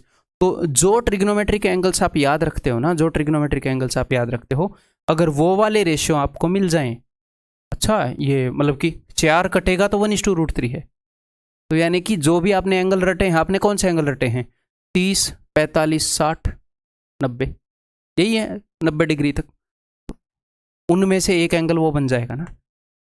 Technique मैं आपको बता रहा हूँ, आपको कैसे पता चलेगा कि 30, 60, 90 की ट्रायंगल है। ठीक है जी, 1:√3 रेशियो है एक राइट एंगल ट्रायंगल के अंदर, यानी कि वो तो 60 के सामने है और ये 30 के सामने है। 30 के सामने जो भी साइड की लंबाई है 60 के सामने, उसकी √3 गुना, ये 30 है तो ये 60 है, अब ये 90 है, ये 60 है तो ये 30 है। ठीक है भाई, अब अगर 30 के सामने 4√3 है तो 60 के सामने क्या होगा, इसका √3 टाइम्स, यानी कि ये 12 हो जाएगा, इसका √3 गुना, यानी कि इसका रेडियस 6 हो जाएगा। ठीक है जी, अब ये 4 है तो ये 2 हो जाएगा, ये 2 हो जाएगा, और पूरी लंबाई कितनी है, 12 और 4 16, तो सबसे बड़े वाले का रेडियस क्या हो जाएगा, 8 हो जाएगा। ऑप्शन में पाई है, अब उसको मत भूल जाइएगा, ये सेमी सर्कल हैं, ये एक काफ़ी कॉमन रिपीटेड मिस्टेक है कि आप सेमी सर्कल ना लेकर पूरा सर्कल ले लेते हैं। ठीक है, सेमी सर्कल हमेशा ध्यान रखिएगा, बड़े वाले सेमी सर्कल के एरिया में से हाफ पाई, बड़े वाले का रेडियस है 8, 64 माइनस, ठीक है, हाफ पाई इसका एरिया, इसका रेडियस है 2 स्क्वायर, प्लस हाफ पाई इसका एरिया घटेगा, इसका रेडियस है 6 × 36। ठीक, तो हाफ और पाई तो मैंने ले लिया भाई कॉमन, तो यहाँ पर हो गया 64 माइनस हाफ और पाई कॉमन लेने पर 36 और 4 कितना हो गया, 40, तो हो गया 24, तो हो गया 12 पाई। अगर पूरे सर्कल का लोगे तो 24 पाई आ जाएगा, जो कि ऑप्शन में होएगा। मेरे जैसा एग्जामिनर होएगा तो डेफिनेटली देगा। Next, ABCD passes through the centers of 3 circles as shown in the figure AB is equal to 2, जो AB की लंबाई 2 है, ABCD passes through the centers of 3 circle, तीनों सर्कल के सेंटर में से पास हो रही है, यानी कि सिमेट्रिकल फिगर है। ABCD ऐसे भी पास हो सकती थी, तो इस लाइन के उधर छोटा पोर्शन है, इधर बड़ा पोर्शन है, लेकिन जब तीनों के सेंटर से पास हो रही है, जहां पर भी इनके सेंटर हों, जब किसी भी सर्कल के सेंटर से लाइन पास हो रही है तो इधर जो है उधर भी वही है, तो ऐसे सेंस ऑफ सिमेट्री होनी चाहिए। हालांकि यहाँ पर यूज नहीं होगी, होनी चाहिए, कई क्वेश्चंस में यूज होती है। नेक्स्ट, तो AB is equal to 2, A से लेकर B तक 2 है, तो अगर ये सेंटर है तो ये 1 है, ये 1 है। ठीक है जी, CD is equal to 1, C से लेकर D तक क्या है, 1 है। ओके मेरे भाई, if the area of the middle circle, ये बीच वाला जो सर्कल है इसका जो एरिया है वो बाकी दो सर्कल के एरिया की एवरेज है, यानी कि बाकी दो सर्कल के एरिया को अगर मैं ऐड करूं, बाकी दो सर्कल के एरिया को ऐड करूं और उसको 2 से डिवाइड करूं तो बीच वाले का एरिया आएगा या फिर छोटा सर्कल और बड़े सर्कल के एरिया को ऐड करूं तो बीच वाले सर्कल के एरिया से डबल आएगा उनका एरिया। समझ गए मेरी बात? वही चीज़ मैं यहाँ पर लिखूंगा। अब उसके लिए मुझे रेडियस चाहिए सारे सर्कल का, तो मुझे B से लेकर C की लंबाई माननी पड़ेगी। अब मैं B से लेकर C की लंबाई को मैं A मान सकता हूँ, बट मैं A नहीं मानूंगा। क्यों? क्योंकि ये डायमीटर बन रही है, ये इनके डायमीटर के ऊपर आ रही है, तो मैं 2A मानूंगा ताकि हाफ करने पर A रह जाए, A/2 ना बने। ठीक है, अब चलिए काम करते हैं। तो सबसे छोटे वाले सर्कल का रेडियस क्या है? इसका रेडियस है भाई 1। अब इस सर्कल का रेडियस क्या है? देखो पूरा डायमीटर कितना है, 2A + 2, तो 2A + 2/2 यानी कि A + 1। अब सबसे बड़े वाले का रेडियस क्या है? सबसे बड़े वाले का रेडियस हो जाएगा, नीचे लिख देते हैं यहाँ पर, 2 + 1 3, 3 + 2A/2 यानी कि 3/2 + A। अब हम अपना काम करते हैं जो एग्जामिनर ने बोला है। देखो सबसे छोटे वाले सर्कल का एरिया पाई तो सब में होएगा, πr², πr², πr² इक्वेट करेंगे तो पाई तो हर जगह से कट जाएगा, तो पाई को तो नहीं लिखते हैं। तो पाई के अलावा बचता क्या है? r², तो इसके रेडियस का स्क्वायर, छोटे वाले का 1, 1 का स्क्वायर 1, प्लस बड़े वाले के रेडियस का स्क्वायर, इसका स्क्वायर 9/4 प्लस A² प्लस क्या होएगा, 2A भी करेंगे तो 3A is equal to double होना चाहिए इसके रेडियस के स्क्वायर से, इसके एरिया से। पाई कट चुका है तो double of A square plus 2a plus 1, ठीक है, is equal to 2a square plus 4a plus 2। ये लो ऐसे लिख लेते हैं। अब करते हैं भाई, इट इम्प्लाइज दैट यहाँ पर ए स्क्वायर है तो मैं सबको उधर लेकर जा रहा हूँ, ए स्क्वायर को उधर लेकर जाऊँगा तो ए स्क्वायर, ठीक है, यहाँ पर 4a है, ए को उधर लेकर जाऊँगा 3a को तो बच जाएगा a, उधर 2 है, इधर देखो मैं इस 9/4 को ऐसे देख पा रहा हूँ, ठीक है, उधर 2 है, इस 2 से ये 2 कट गया तो 1 और 1/4 बच गया, वो उधर जाएगा, यानी कि -5/4। It implies that 4a square plus 4a minus 5 is equal to 0। आया हुआ क्वेश्चन है, ऐसे मत सोचना इररिलेवेंट है, ठीक है। तो मुझे ऐसे दो नंबर चाहिए जिनका प्रोडक्ट तो होएगा जी 4 × 5 माइनस का 20 और उनका सम होएगा मेरे भाई -4, ठीक है। तो कैसे करूं 20 को, 5 चौके 20, 10 दूनी 20, सम -4 चाहिए, तो ऐसे तो नहीं, अरे यार पहले ध्यान नहीं दिया। इसके जो आंसर हैं वो तो रूट में है, ऐसे आपने ध्यान देना, आंसर रूट में है, इसका मतलब आप ऐसे नंबर खोज नहीं पाओगे, इरेशनल रूट हैं, तो पहले ही हम वो चीज़ लगा देंगे। रूट्स निकालने का फॉर्मूला क्या है, -b plus minus under root b square minus 4ac upon 2a, ये आपको याद होना चाहिए, तो अभी लगा देता हूँ -b। अब मेरी बात को ध्यान से सुनिएगा, -b प्लस माइनस, अगर मैंने यहाँ पर माइनस लगा दिया तो ये भी नेगेटिव ये भी नेगेटिव, हम निकाल क्या रहे हैं, हम निकाल रहे हैं एक चीज़ की लंबाई, लंबाई कभी नेगेटिव हो सकती है नहीं, मैं बाद में काटूँ इससे पहले पहले ही समझदार बन जाऊँ, मैं पहले ही सिर्फ प्लस लिख लेता हूँ, लंबाई निकाल रहा हूँ, दोनों नेगेटिव में नहीं हो सकती, तो -b प्लस अंडर रूट, इस चीज़ को मैं हमेशा अलग से सोल्व करना पसंद करता हूँ, ठीक है, क्योंकि यहाँ पर लिखकर आपको दोबारा इतनी बड़ी चीज़ लिखने का मुझे बिल्कुल भी शौक नहीं है, तो अलग से मैं सोल्व करता हूँ, यहाँ पर लिख के करूँगा कि अंडर रूट के अंदर क्या आ रहा है, b स्क्वायर यानी कि 4 का स्क्वायर 16 माइनस 4ac तो माइनस माइनस प्लस 4ac यानी कि 80 अंडर रूट 96, तो ये 16 छिक्के 96 होता है, तो फिर मैं क्या लिखता हूँ यहाँ पर,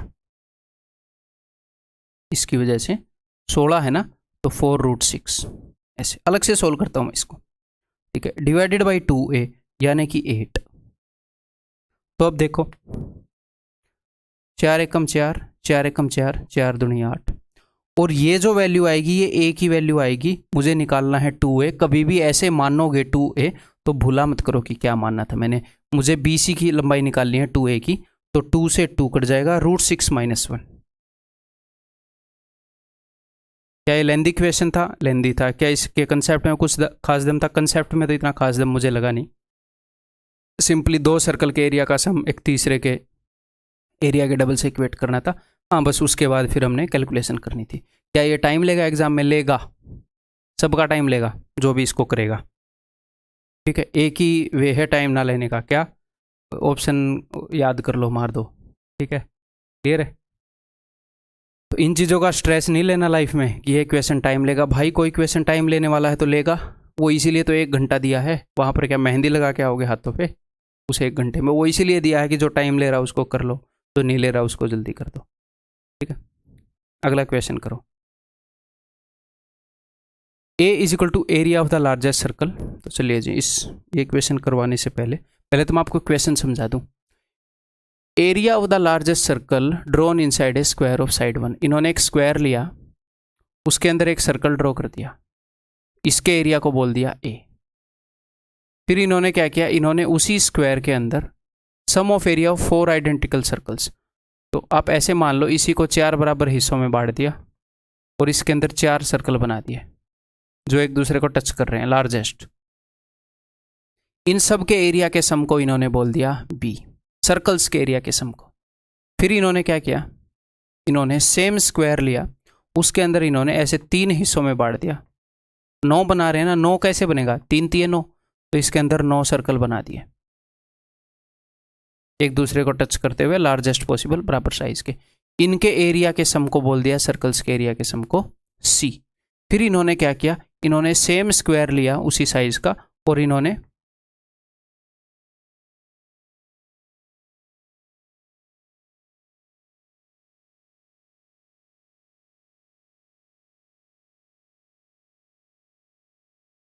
सोलह स्क्वायर बना दिए। ये मैं आपको दो तरीके से बताऊंगा, ठीक है। ये क्वेश्चन जैसे ही मैंने पढ़ा तुरंत कुछ ही सेकंड के अंदर मैं समझ गया कि नो ऑप्शन इज करेक्ट। ये सारे एरिया बराबर होंगे, ए बी सी डी बराबर क्यों होंगे वो मैं आपको बताता हूं। देखो,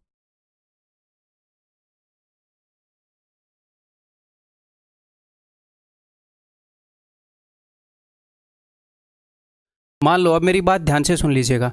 मान लो मेरे पास एक बाल्टी है, ठीक है। इस बाल्टी के अंदर क्या है? इस बाल्टी के अंदर मिल्क है। ध्यान से बात को सुनिएगा, नहीं तो समझ में नहीं आएगा। इस बाल्टी के अंदर मिल्क है।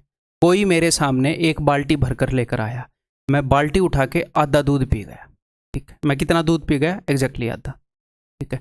तो कितना दूध खर्च हो गया? हाफ। फिर एक बंदे ने क्या किया, उस उतने ही दूध को, उसी बाल्टी को एक दूसरा बंदा अगले दिन 4 हिस्सों में कर लाया। 4 बड़े बड़े बर्तन ले आया, मैं चारों बर्तन में से आधा आधा दूध पी गया। इसका भी आधा पी गया, इसका भी आधा, इसका भी आधा, इसका भी आधा। तो मुझे एक बात बताओ, टोटल दूध कितना खर्च हुआ? आधा। पहले मैंने डायरेक्टली आधा पी लिया था, उसके बाद उसने दूध को बांट दिया। भले ही वो इक्वल ना बांटे, कैसे भी बांट ले, जब मैं हर एक बर्तन से आधा पी रहा हूं तो आधा ही बचेगा। जहां जहां पर भी दूध था मैं उसमें से आधा पी गया या उसमें से आधा बच गया। एक और बंदे ने क्या किया, उसके पास और ज़्यादा एक्स्ट्रा टाइम था बेचारे के पास, उसने उसी दूध को 9 बर्तनों में रखा। तो थोड़े से छोटे बर्तन हो जाएंगे क्योंकि भैया सेम दूध है, हालांकि यहाँ से बड़े हो गए। मैं फिर आधा दूध पी गया, हर एक बर्तन में से आधा दूध पी गया। तो कुल मिलाकर मैं ये कहना चाह रहा हूँ कि एग्जैक्टली सेम दूध को कितने ही छोटे छोटे बर्तनों में बांट दो, जैसे पैक बना दो इनके, अगर मैं हर एक में से आधा पी रहा हूँ, हर एक में से आधा पी रहा हूँ, आधा खर्च हो जाएगा, आधा बच जाएगा। सेम काम यहां पर हो रहा है। सर कैसे? देखो,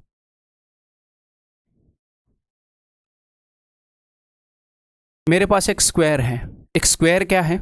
सिमेट्रिकल फिगर है। हाँ जी, सिमेट्रिकल फिगर है, चारों साइड बराबर, चारों एंगल बराबर। इसके अंदर मैंने एक सर्कल डाल दिया, ठीक है। सर्कल भी एक सिमेट्रिकल फिगर है, ठीक है। अगर मैं इस स्क्वायर के कंपैरिजन में एक दूसरा स्क्वायर बना दूं छोटा, यहां पर एक सर्कल डाल दूं, मान लो, अब मेरी बात को ध्यान से सुन लिएगा, मान लो स्क्वायर, ये सर्कल जो है ये इस पूरे स्क्वायर का X% एरिया घेरता है।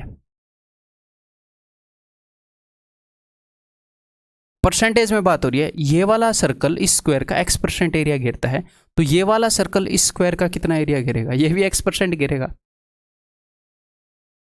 किसी भी स्क्वायर के अंदर सर्कल बना दोगे बड़े से बड़ा, तो उनके एरिया का रेशो तो सेम होएगा, है। इसी फिगर को मैं जूम करके बड़ा बना दूं, छोटा कर दूं, एरिया का रेशो तो सेम ही होएगा, ठीक है। इसको मैं ऐसे जूम कर दूं, जूम हो सकती है,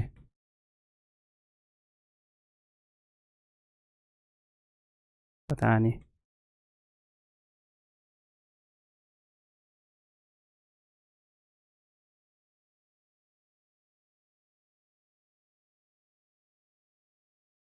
छोड़ो, काम पर फोकस करते हैं, ठीक है। तो कुल मिलाकर मैं कहना क्या चाह रहा हूं कि स्क्वायर आप छोटा सा बना लो ऐसे, उसके अंदर सर्कल एग्जैक्टली फिटिंग बना लो, तो एक स्क्वायर के अंदर एक सर्कल जितना एरिया घेरता है उतना ही यहां पर घेरेगा परसेंटेज में, उतने ही परसेंट यहां पर घेरेगा, उतने ही परसेंट यहां पर घेरेगा, ठीक है। अगर स्क्वायर के अंदर सर्कल फिट कर रहे हो या स्क्वायर के बाहर सर्कल फिट कर रहे हो तो उनके एरिया का रेशियो सेम रहेगा, क्योंकि दोनों सिमेट्रिकल फिगर हैं। ये और ये सिमिलर हो गई, ये वाली फिगर और ये वाली सिमिलर फिगर हैं, तो रेशियो सेम रहेगा कि इसने कितना एरिया घेर रखा है। तो अब यहां पर कर क्या रखा हमारे क्वेश्चन के अंदर, इस सर्कल ने यहां पर X% एरिया घेर लिया। आप बोलोगे जी हाँ, जैसे मैंने अलग अलग गिलासों में दूध मिल गया तो मैं हर एक में आधा पी गया था, मैं हर एक में 50% पी गया था, जहां पर भी दूध अवेलेबल था मैं 50% पी गया। यहां पर एरिया अवेलेबल था पूरा, उसमें से X% घेर लिया। यहां पर 1/4 एरिया अवेलेबल था, इसमें से भी X% घेर लिया, इसमें से भी X% घेर लिया, इसमें से भी X% घेर लिया, इसमें से भी X% घेर लिया। तो ओवरऑल ये मतलब बोल देना 4X%, ठीक है। वही वाला मामला है, 10 बर्तनों में दूध डाला तो मैं 50% पी गया। मान लो 2 बर्तनों में दूध डाला, यहाँ पर मैं 50% पी गया, यहाँ पर 50%, तो बोल दोगे 100% दूध बच गया, पी लिया। जो बच गया उसका क्या, यहाँ पर मैंने 50 पिया तो 50 बच गया, यहाँ पर मैंने 50 पिया तो 50 बच गया, दूध बच तो गया। 3 बर्तनों का आधा आधा दूध पी जाऊंगा तो आप तो बोलते कि 150% पी गया, जितना था उससे ज़्यादा पी गए और दूध बचा भी पड़ा है। तो जहां जहां पर एरिया अवेलेबल था मैं वहां पर x% इसने घेर लिया, तो क्या है ओवरऑल x% एरिया ही घेरा गया, ओवरऑल x% एरिया ही घेरा गया। कितने भी टुकड़े कर लो, कुछ भी कर लो, जब तक आप इसके अंदर कैसे भी करके स्क्वायर बनाते रहोगे, कैसे भी करके ऐसे स्क्वायर बना लो, चाहे कल को एग्जामिनर ऐसे कर दे, यहां पर ऐसे स्क्वायर बना दिए, ठीक है, यहां पर एक बड़ा स्क्वायर बना दिया, इसको ऐसे बांट दिया, तो भैया जब तक स्क्वायर करके उसके अंदर आप ये डालते रहोगे, यहां पर भी x% एरिया ही घेरा जाएगा, ठीक है। तो ए बी सी डी सारे बराबर हैं यहां पर, क्लियर है। Next, 2 equal circular regions of greatest possible area are cut off from a given circular sheet of area। एक given circular sheet है, उसमें से 2 इक्वल सर्कल काटते हैं, बड़े से बड़े जो पॉसिबल हो सकते हैं, ऐसे ही कटेंगे बड़े से बड़े पॉसिबल। ये इसका डायमीटर होएगा, यहाँ पर ये इसका सेंटर, यहाँ पर ये इसका centre, okay. What is the area, what is the remaining area of the sheet, जो ये रिमेनिंग एरिया है ये वाला और ये वाला, ये कितना है, तो सिंपल है, देखो अगर इस सर्कल का रेडियस 1 यूनिट है तो ये भी 1 यूनिट होएगा, ये भी 1 यूनिट होएगा, ये भी 1 यूनिट होएगा। तो छोटे वाले सर्कल का रेडियस क्या है 1, बड़े वाले सर्कल का रेडियस क्या है 2, बड़े वाले सर्कल का सेंटर तो ये है 2। अगर इनके रेडियस का रेशियो 1:2 है तो इनके एरिया का रेशियो क्या होगा 1:4। तो अगर छोटे वाले सर्कल का एरिया 1 है, ये 1 यूनिट है, तो ये भी 1 यूनिट है, आप बोलोगे जी हाँ।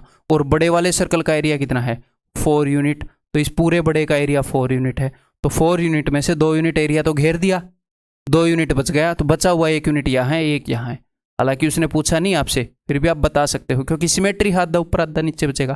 तो 50% एरिया ये काट लिया गया है, 50% कट गया, 50% रह गया, A/2 रह गया है, option A is the answer, ठीक है, क्लियर है।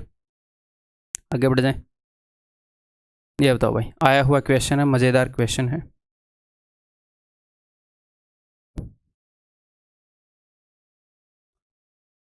A circle of 3 meter radius is divided into 3 areas by semicircles of radii 1 meter and 2 meter as shown in the figure। तो बड़े वाले सर्कल का रेडियस क्या है 3 मीटर, उसको ऐसे डिवाइड कर दिया गया है, एक मस्त से पेप्सी टाइप का लोगो लग रहा है, उसको डिवाइड कर दिया गया है।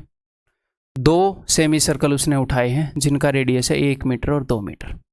इसका रेडियस है भैया 1 मीटर, ये भी 1 है, और ये जो बड़े वाला है इसका रेडियस है 2 मीटर, यानी कि इसका सेंटर यहाँ पर है, 2 मीटर रेडियस है, तो 1 और 1, ठीक है। और बड़े वाला ये जो है इसका सेंटर यहाँ पर है, इसका रेडियस है 3 मीटर, है ना, 3 मीटर।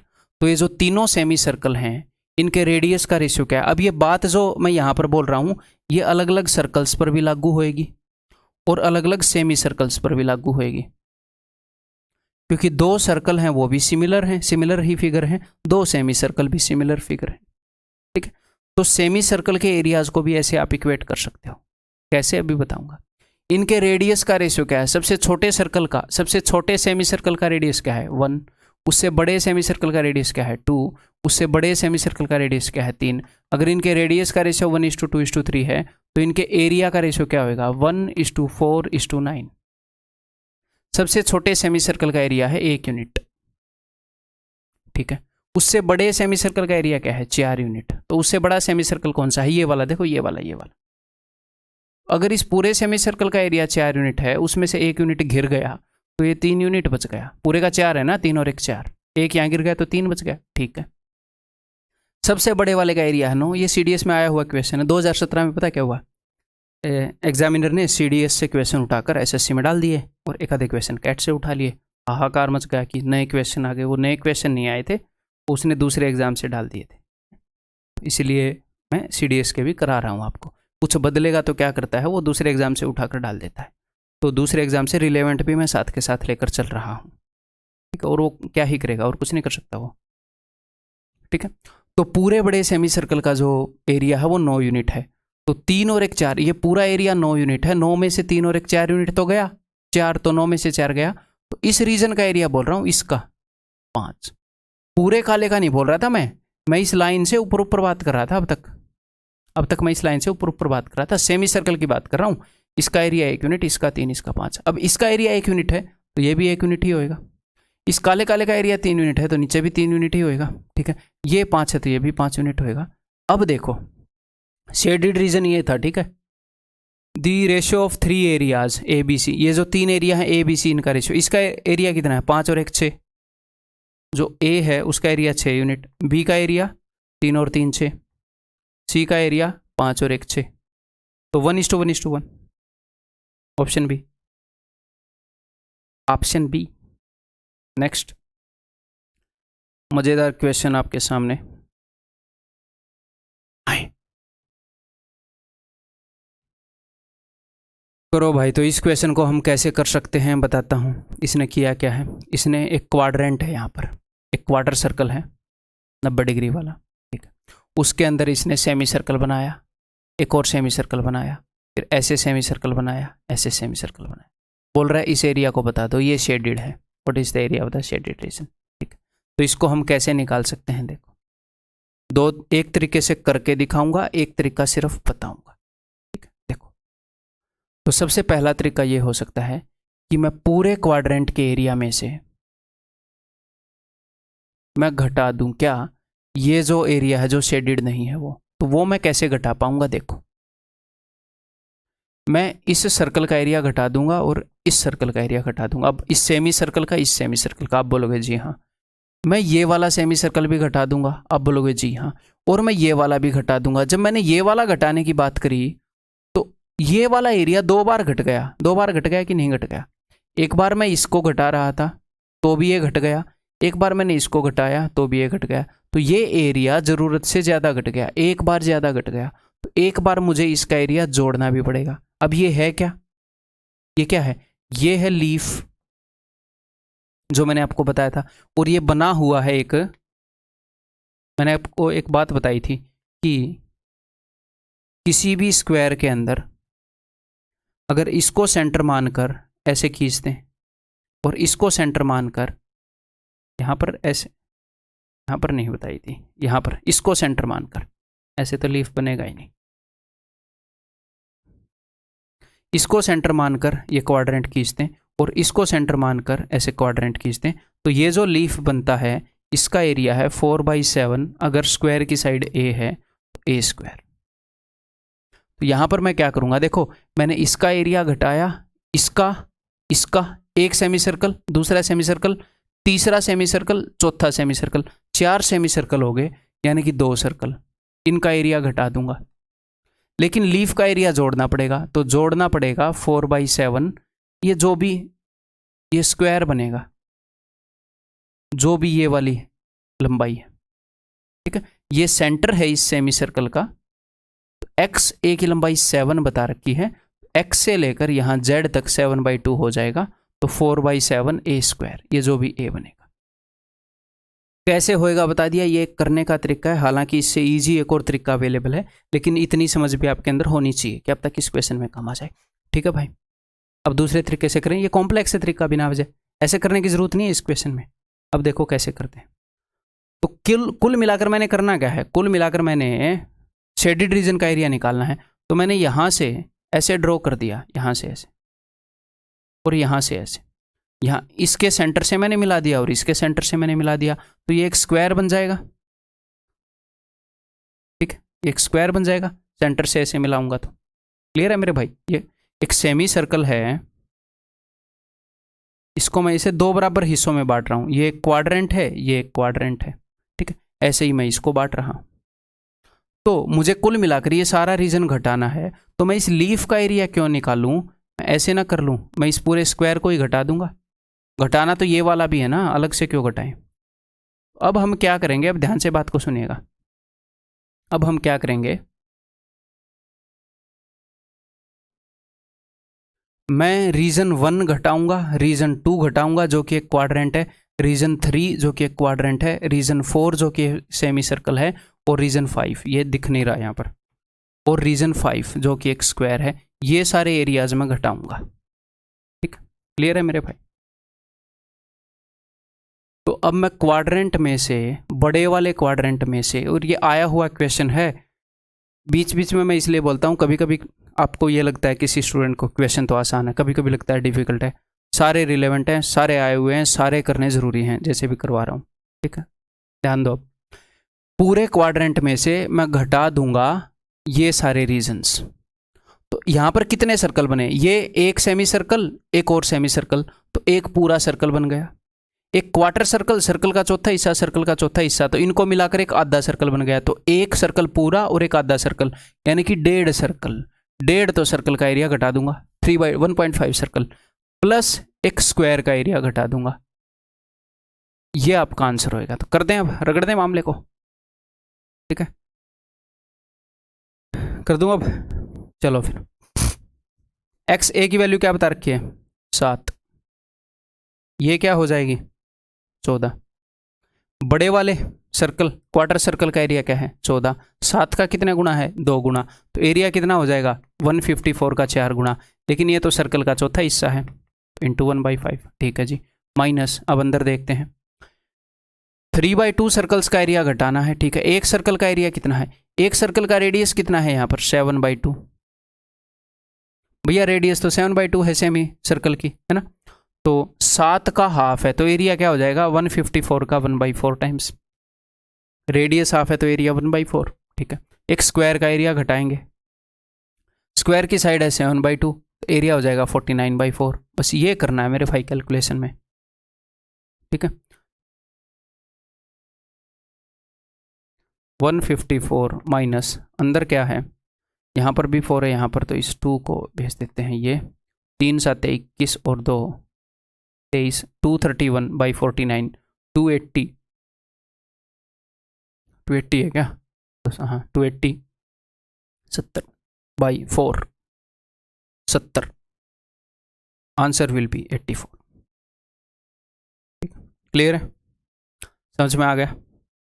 कई चीज़ों को सीखने में टाइम लग रहा है, बट बताओ टाइम देना चाहिए कि नहीं देना चाहिए, आपको जॉब चाहिए कि नहीं चाहिए, चाहिए कि नहीं चाहिए, ऐसे करके बोलूँगा फिर मानोगे आप, तब ऐसे तब जाके जनता कन्विंस होती है, ऐसे नॉर्मली नहीं होती, ठीक है। तो चीज़ें सीखने में टाइम लगेगा, ठीक है, सीखते रहो, गुंजाइश नहीं छोड़ रहे हम कुछ भी।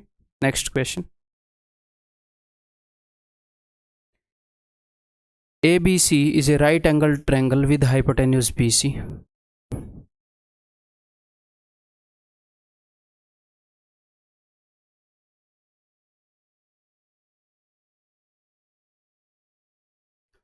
BQC is a semicircle. BQC semicircle away from A with diameter BC. देखो diameter BC है, तो यहां से मैं सेमी सर्कल ऐसे भी बना सकता हूं BQC। उसने क्या बोला अवे फ्रॉम ए, इसका मतलब यहां पर बनाया गया है, ठीक है। और Q इसके ऊपर कोई भी पॉइंट होएगा BQC, ऐसे सेमी सर्कल को या किसी भी आर्क को हम ऐसे रिप्रेजेंट करते हैं अवे फ्रॉम ए, तो उस तरफ उसने बता दिया, और BC को डायमीटर उसने मार रखा है, ठीक है। और क्या है BQC is a semicircle away from A with diameter BC. BPC is an arc of circle centered at A. BPC arc है एक सर्कल का जिसका सेंटर A पर है, यानी कि A को अगर मैं सेंटर मानूं तो BPC, यानी कि वो आर्क B से भी पास हो रहा है और C से भी, A को सेंटर मानकर मैं C और B से आर्क पास कर पा रहा हूं, इसका मतलब ये दोनों तो बराबर हुई। देखो उसने डायरेक्टली नहीं बताया, इनडायरेक्टली बताया, और यहां से एक आर्क जा रहा है ऐसे, यहां पर कोई पॉइंट P है, ठीक है जी, ठीक है। तो ABPC एक सर्कल का चौथा हिस्सा बन गया, ABPC, है ना, क्लियर है। अब वो क्या बोल रहा है, lying between BC and BQC, इसने आर्क क्या बताया था, ये आर्क कहां पर है, BC जो लाइन है उसके और BQC के बीच में, हमने बीच में ही बनाया है ना। If AB has length 6 centimetre, AB की लंबाई अगर 6 है तो इसकी लंबाई भी 6 होगी, और BC की लंबाई हो जाएगी 6√2, ठीक है मेरे भाई, सिंपल बात है बहुत ही। आइसोस्केलस राइट एंगल ट्रायंगल है 1/√2, ठीक है। Then area in square centimetre of the region enclosed by BPC, region BPC का एरिया इसका, enclosed by BPC and BQC इसका। तो इसको निकालने के दो तरीके हैं। एक तो मैं पूरा, ध्यान से सुनिएगा, एक तो मैं पूरा बी क्यू सी में से घटा दूं ये बी पी सी, ये घटा दूं ये आ जाएगा। ठीक है, ये क्या है, ये एक सेगमेंट है। सेगमेंट का एरिया निकाल सकते हो पूरे सेक्टर में से ट्रायंगल का एरिया घटाना होता है। कर सकते हो कि नहीं? कर सकते हो। ठीक है, या फिर मैं एक और तरीका आपको बताता हूं, देखो अगर मैं ये पूरी फिगर जो बन रही है, पूरी फिगर बोले तो ट्रायंगल का एरिया प्लस में सेमी सर्कल का एरिया, इस पूरी फिगर में से अगर मैं घटा दूं ये सेक्टर, मतलब ये वाला सेक्टर घटा दूं, पूरी फिगर में से ये सेक्टर घटा दूं ए बी पी सी, तो भी वही चांद बच जाएगा। तो यही कर लेते हैं, यानी कि मुझे क्या करना पड़ेगा, मुझे ट्रायंगल का एरिया प्लस सेमी सर्कल का एरिया माइनस सेक्टर का एरिया। ठीक है, ये करना पड़ेगा। समझ में आ रही है बात? मैं यहां पर आपको फालतू की चीजें रटवा नहीं रहा हूं, आपका दिमाग चला रहा हूं। ठीक है, दिमाग चलेगा, उसकी आदत पड़ेगी तो ही वहां पर कुछ कर पाओगे। चलिए जी, कर दें फिर काम। इस ट्रायंगल का एरिया क्या है, half A B, half into base into height. ठीक है, प्लस सेमी सर्कल का एरिया क्या होगा, तो भैया सेमी सर्कल का एरिया, इसका रेडियस कितना है, पूरी साइड 6√2 है डायमीटर, तो ये हो जाएगा 3√2। ठीक है, पाई ले रखा, वहाँ पर ले रखा है भाई, हाफ पाई आर स्क्वायर, इसका स्क्वायर 3 3 9 दूनी 18। ठीक है, माइनस इसका एरिया है ये, इसका, तो इसका रेडियस कितना है, ए बी पी सी का इस क्वार्टर का एरिया है, इसका रेडियस है 6, तो 1/4 पाई 6 का स्क्वायर, तो 6 का स्क्वायर 36 है ना। ओके, अब करो सोल्व। देखो 2 निमे 18, ये हो गया 9 पाई, 4 निमे 36, ये हो गया माइनस का 9 पाई, 9 पाई से 9 पाई गया तो आंसर हो गया 18। That's it. अब यहाँ पर ऐसे मत रट लेना इसको कि भैया ये जो भी होएगा ये ट्रायंगल का एरिया ही होएगा, रट सकते हैं क्या?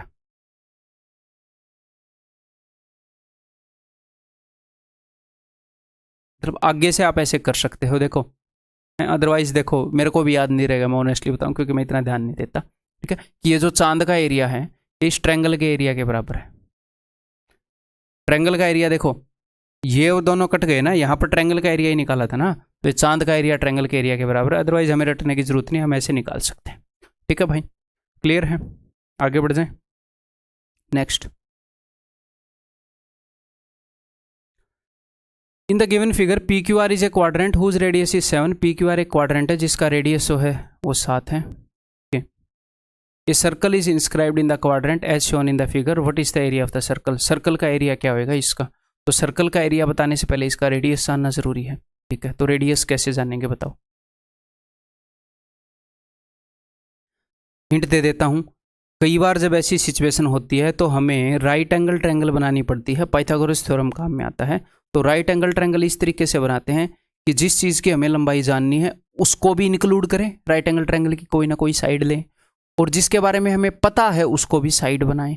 तो सबसे पहले तो इसका सेंटर खींच लो। ठीक है, यहाँ पर राइट एंगल ट्रायंगल से बनेगी बात, या यहाँ पर तो वैसे ही बन जाएगी। ठीक है, सबसे पहले तो सेंटर खींच लो। ठीक है, और एक और बात आपको बताइए कि किसी भी कोने के अंदर अगर आप सर्कल डाल दोगे तो कोने के अंदर हमेशा ऐसे स्क्वायर बनता है, बताई है कि नहीं? और स्क्वायर की साइड होती है उसके रेडियस के बराबर। मुझे इसका रेडियस चाहिए, तो ये लो आर आर। ठीक है, आर आर, तो अगर मैं इसको ओ मान लूँ तो क्यू से लेकर ओ तक क्या हो जाएगा, √2r।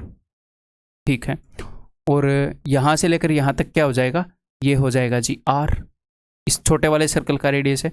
और आपको एक बात पता है कि Q से लेकर Z तक क्या है, Q से लेकर Z तक बड़े वाले सर्कल का रेडियस है जो कि है 7। तो √2r + r = 7। देखो यहाँ पर राइट एंगल ट्रायंगल बन नहीं रही, इसलिए यही है कि मैं भी इन चीज़ों को रटता नहीं हूँ, कैसे होंगी आप भी मत रटो। रटना इज नॉट द सोल्यूशन। हाथ पैर फूलेंगे वहाँ पर पता नहीं क्या करोगे, और बर्डन भी इतना होगा, कभी भी ज़िंदगी में कंप्लीटनेस फील नहीं होगी। पूरी ज़िंदगी मैथ पढ़ोगे फिर भी लगेगा नहीं कि पूरा हो गया।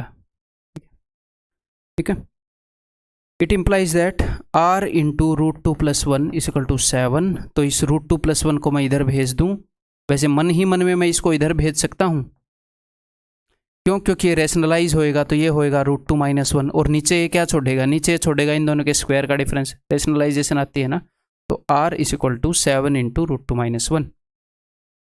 इन्होंने इसका एरिया पूछा है इस सर्कल का, तो इसका जो रेडियस है वो 7 का, यहाँ पर अगर आपको समझ में ना आया हो तो r मैंने कॉमन लिया, √2 + 1 उसको मैंने नीचे भेज दिया। अब ये ऊपर जाएगा तो बीच का साइन बदलेगा और नीचे इन दोनों के स्क्वायर का डिफरेंस आता है जो कि है 1। सिंप्लीफिकेशन की ये चीज़ें काम हम ले रहे हैं, आपको याद होनी चाहिए, ठीक। इसका जो रेडियस है वो 7 का इतने गुना है, तो एरिया कितना हो जाएगा? एरिया हो जाएगा 154 का कितने गुना? इसका स्क्वायर गुना ये एक्चुअल आया हुआ क्वेश्चन है CGL Tier 2 के अंदर, ठीक है। तो ये हो जाएगा 154 × 3 - 2 √2। 154 को अंदर भेजूंगा तो 450 और 12 462 - 308 √2, ऑप्शन डी, ठीक। क्लियर? ये बताओ भाई, ये देखता हूँ बताओगे कि नहीं। ये जो वीडियोस हैं इनके अंदर कम क्वेश्चन हो रहे हैं, मेंसुरेशन 2D की हैं, क्योंकि क्वेश्चन इस टाइप के उठा रखे हैं कि सारे कंसेप्ट बार बार रिवाइज हों, इनमें आप फंसते हो, आगे से नहीं फंसोगे, ठीक। तो हम टाइम इन्वेस्ट कर रहे हैं, जानबूझ के मैं टाइम इन्वेस्ट कर रहा हूँ, आप भी टाइम इन्वेस्ट कर रहे हो, इसका रिजल्ट आएगा। तो टाइम इन्वेस्ट करो, बिना टाइम इन्वेस्ट करे सामने से चीज़ें नहीं आएंगी, ठीक है। तो टेंशन नहीं लेनी। In the given figure ABCD and PQRS are square, यहाँ पर मैं आपको हिंट दे देता हूँ, and ABD are quadrant, BAC and ABC। देखो ABD यहाँ पर हो क्या रहा है? एक स्क्वायर है, इसमें उसने क्वाड्रेंट बनाया, कौन सा? ABD। और फिर BAC एक क्वाड्रेंट बनाया, यहाँ से ऐसे क्वाड्रेंट बना दिया, ठीक है। ये जो जगह बची इसमें इसने एक स्क्वायर फिट कर दिया। मुझे एक बात बताओ ध्यान से, सबसे पहले मैंने बनाया था एक स्क्वायर। एक स्क्वायर जो है वो एक सिमेट्रिक फिगर है, रेक्टेंगल नहीं बनाई कि लंबी है और चौड़ी है, स्क्वायर बनाया। उसके अंदर मैंने क्वाड्रेंट बनाया, सर्कल का हिस्सा, इसको मैंने सेंटर माना था। अब मैंने इसको सेंटर मान के यहाँ से बनाया। अब तक सिमेट्री मेंटेन है। सिमेट्री कैसे मेंटेन है?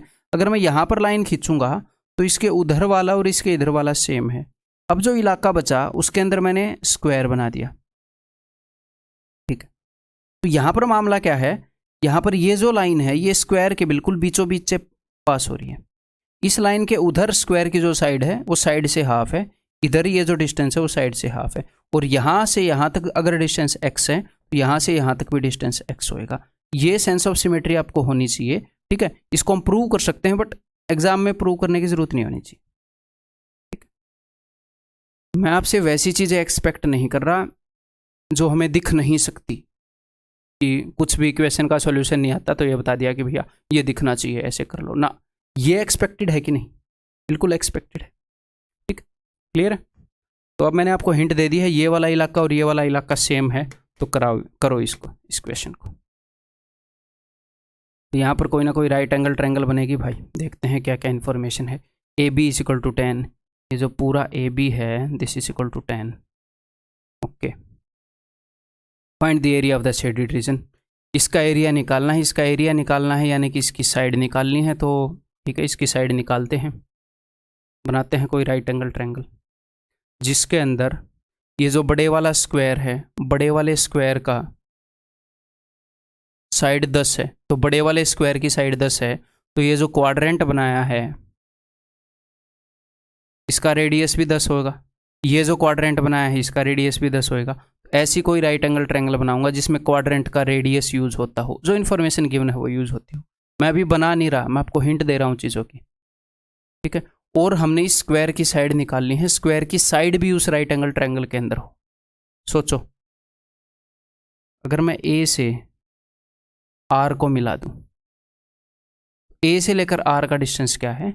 इस क्वाड्रेंट का रेडियस है, ये भी इस क्वाड्रेंट का रेडियस है, ये भी इस क्वाड्रेंट का रेडियस है ना, ये रेडियस है क्वाड्रेंट का। तो A से लेकर R तक 10 होएगा, आप बोलोगे जी हाँ। और स्क्वायर की साइड R से लेकर Q तक, ये जो भी है ये स्क्वायर की साइड होगी। या तो मैं यहाँ पर स्क्वायर की साइड मान लूँ या इन इलाकों को मान लेता हूँ। मान लो मैंने ये जो A से लेकर P तक रीजन है ये A मान लिया, और Q से B तक भी A ही होएगा सिमेट्री के कारण। तो ये जो स्क्वायर की साइड है ये क्या आ जाएगी, ये आ जाएगी 10 - 2a, है ना, क्लियर है। तो ये स्क्वायर की साइड क्या होगी 10 - 2। इसको करने के कई तरीके हैं, मैं स्क्वायर की साइड को 2s मान लूँ, फिर यहाँ पर कैसे भी कर लो जैसे भी आप कंफर्टेबल हो, यहाँ पर पहले मान लो फिर यहाँ पर कर लो, सेम चीज़ करनी पड़ेगी, इनको इक्वल मानना पड़ेगा, ठीक है। तो ये एक राइट एंगल ट्रायंगल है, इसके अंदर हाइपोटेन्यूज मुझे पता चल गया, स्क्वायर की साइड मुझे पता चल गई, ये तीसरी साइड और पता होनी चाहिए, कौन सी, ये तीसरी। तो ये तीसरी क्या होगी 10 - 2a + a, तो यानी कि 10 - a, ठीक। अब पाइथागोरस लगेगा मेरे भाई। क्या सर ऐसी सिचुएशन आ रही है? बहुत कम, लेकिन आ जाती हैं एक आधी बार। तो हम तो हर एक चीज़ के लिए तैयार हैं ना, ठीक, क्लियर है। करें फिर 10 का, पहले इनका स्क्वायर जोड़ देता हूँ, चलो 10 का स्क्वायर 100 = 10 - 2a का स्क्वायर 100 + 4a² - 10 दूनी 20 का डबल 40a। अब इसका स्क्वायर जोड़ेंगे 10 - a का, प्लस में 100 + a² - 20a, ठीक है जी। 100 से 100 गया, ठीक है। 4a + a 5a², तो इट इम्प्लाइज दैट, मैं चीज़ों को यहीं पर रख रहा हूँ, = के उस साइड 5a² - 60a + 100 = 0, है ना, ठीक है। अब मैं 5 काट सकता हूँ, जी हाँ डेफिनेटली काट सकते हैं। It means a² - 12a + 25 = 0। तो 25 दो नंबर्स का प्रोडक्ट है और उनका सम क्या है 12। 25 को तोड़ सकते हैं क्या, 5 काटा था तो यहाँ पर 20 होएगा, वही मैं सोचूं भाई टूट तो रहा नहीं, ठीक है 20 है, 5 काटा था ना, हाँ ठीक है। तो 20 को ऐसे दो नंबर में तोड़ सकता हूँ जिनका सम जो है 12 हो, 10 दूनी 20, ठीक है, प्रोडक्ट + 20 सम 12 आ रहा है, ठीक है।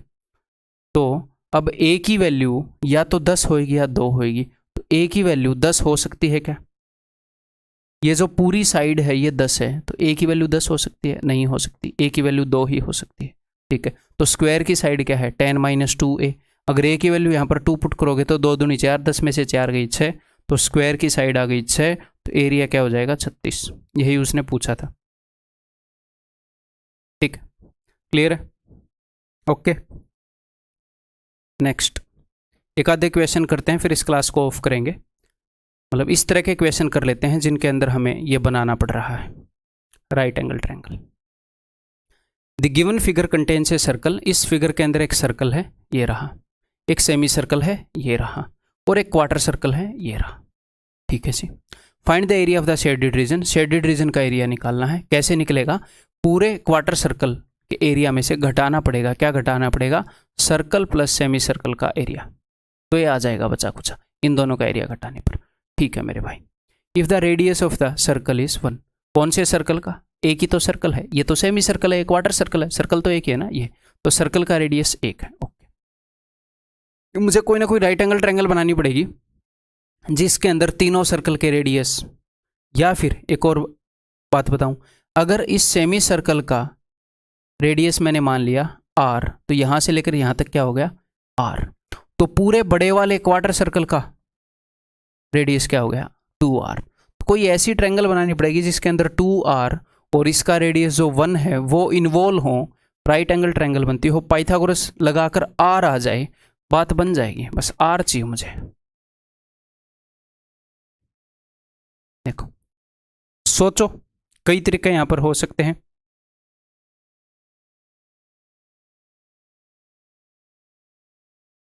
हिंट दूं,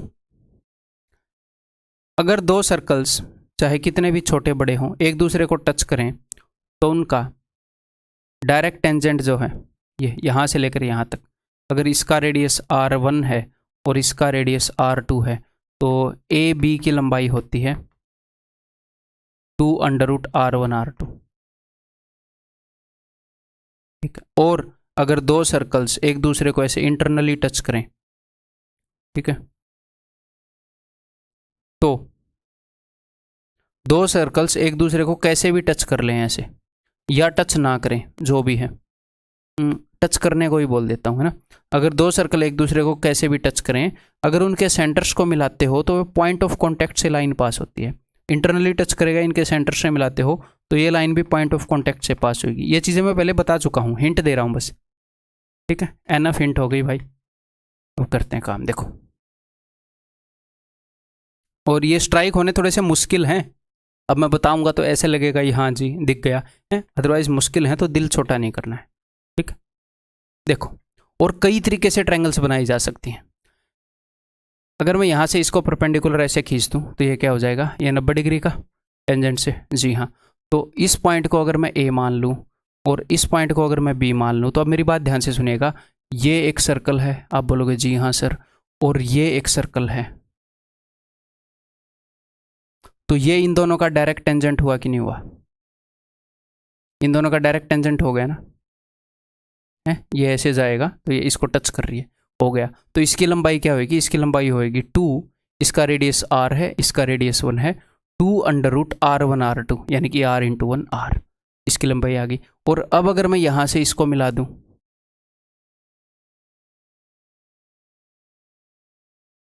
तो अगर आप इसको ऐसे पूरे को मिलाओगे, देखो ये पूरा बड़े वाला सर्कल है, ठीक बन रहा है?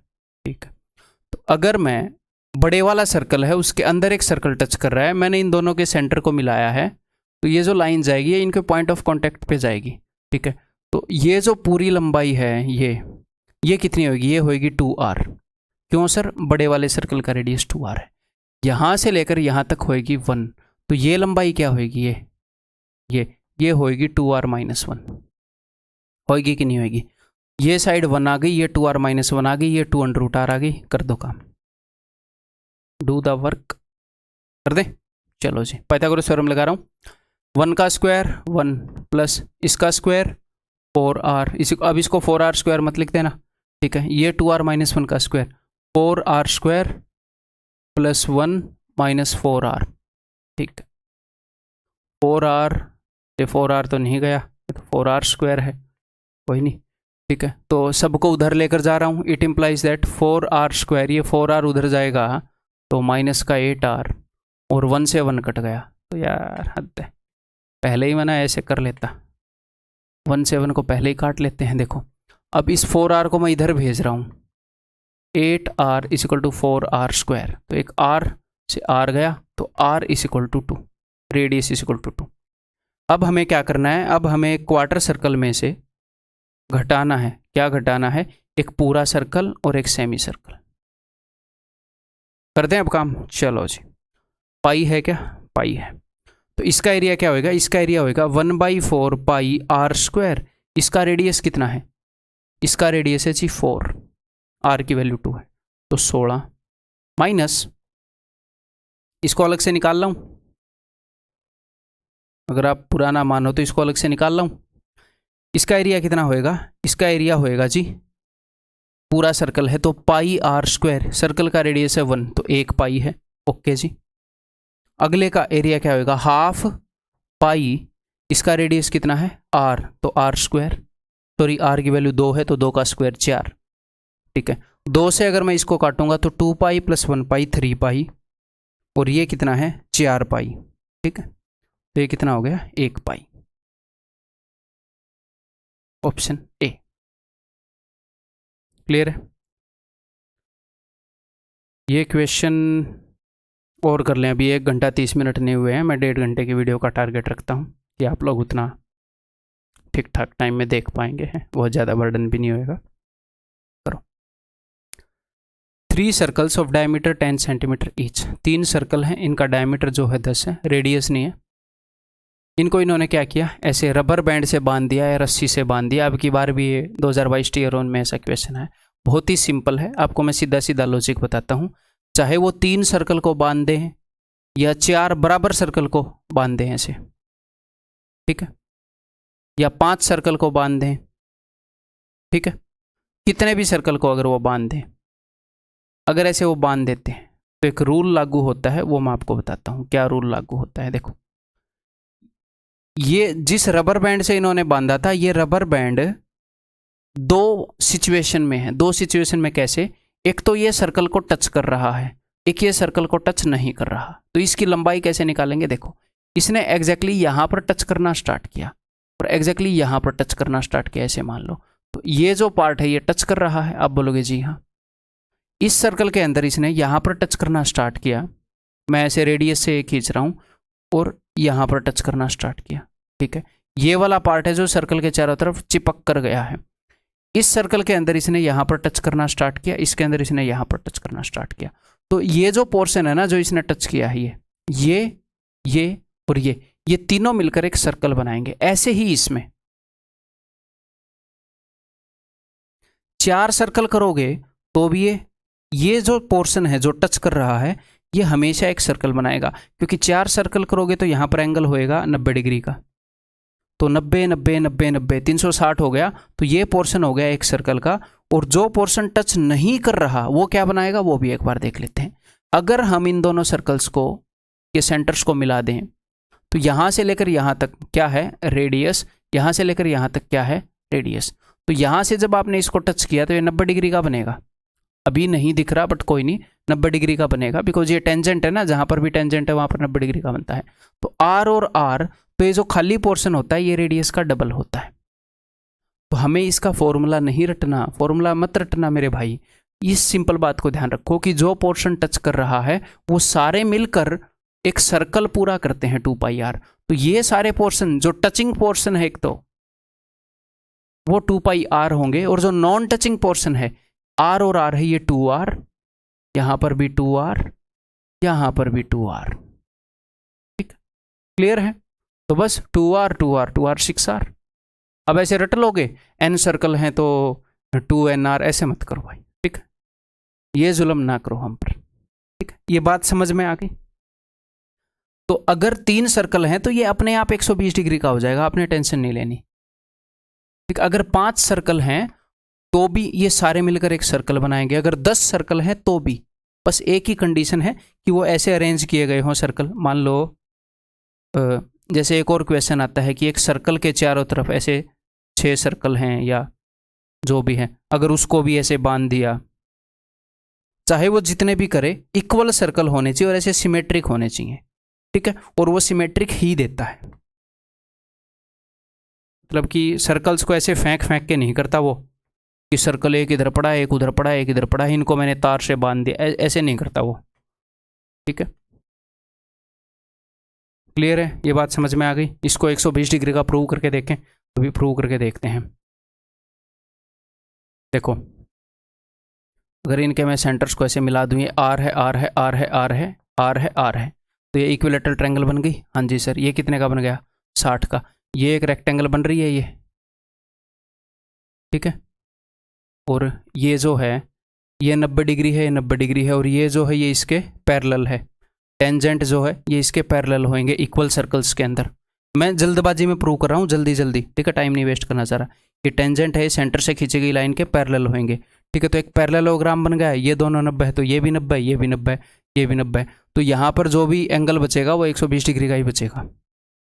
जस्ट वैसे ही प्रूव कर रहा हूँ, प्रूव करने की जरूरत नहीं है। हमेशा ये सारे मिलकर ये टुकड़े एक सर्कल बनाएंगे। तो अब हम इस क्वेश्चन को कैसे करेंगे आफ्टर ऑल दिस नॉलेज? अब देखो, अब मुझे पता है कि ये वाला जो पोर्शन है ये सारा मिलकर 2πr बनाएगा। तो r इज इक्वल टू 5, तो ये हो जाएगा 2π है क्या? पाई है 2πr प्लस यहाँ से लेकर यहाँ तक ये पोर्शन क्या होएगा? अगर आप वहाँ पर निकालना भी चाहो तो ये 10 बनाएगा। तो 10 10 10 30, 10π प्लस 30, 30 प्लस 10π। तो क्या ये रटना है? रटना नहीं है। बात समझ में आ गई? ये देखो कितने सर्कल उसने बांध दिए। यहां पर भी वही लॉजिक लागू होएगा कि ये वाला पोर्शन जो भी सर्कल को टच कर रहा है, ये वाला पोर्शन और ये वाला पोर्शन जो ये टचिंग पोर्शन है, ये वाला पोर्शन, ये सारे मिलकर एक सर्कल बना लेंगे। ठीक है, इसने कुछ बताया, there are 6 circular rings of iron kept close to each other, a string binds them. ऐसे ही आप चाहे 10 20 3 2 1 4 3 2 1 ऐसे कुछ भी बना लो, ये हमेशा एक सर्कल पूरा कर रहे होंगे। ठीक है भाई, binds them as tightly as possible if the radius of each circular ring, इनका रेडियस जो है वो 1 है। तो यहाँ पर जो टचिंग पोर्शन है, जो टच कर रहा है, उसका सरकमफ्रेंस हो जाएगा 2π × 1 प्लस जो नॉन टचिंग है, जो टच नहीं कर रहा है,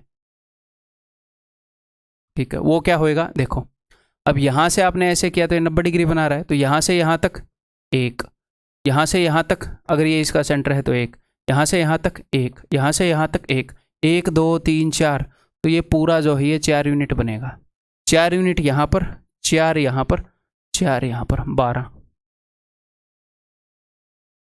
ठीक है, 12 + 2 पाई, ये रहा।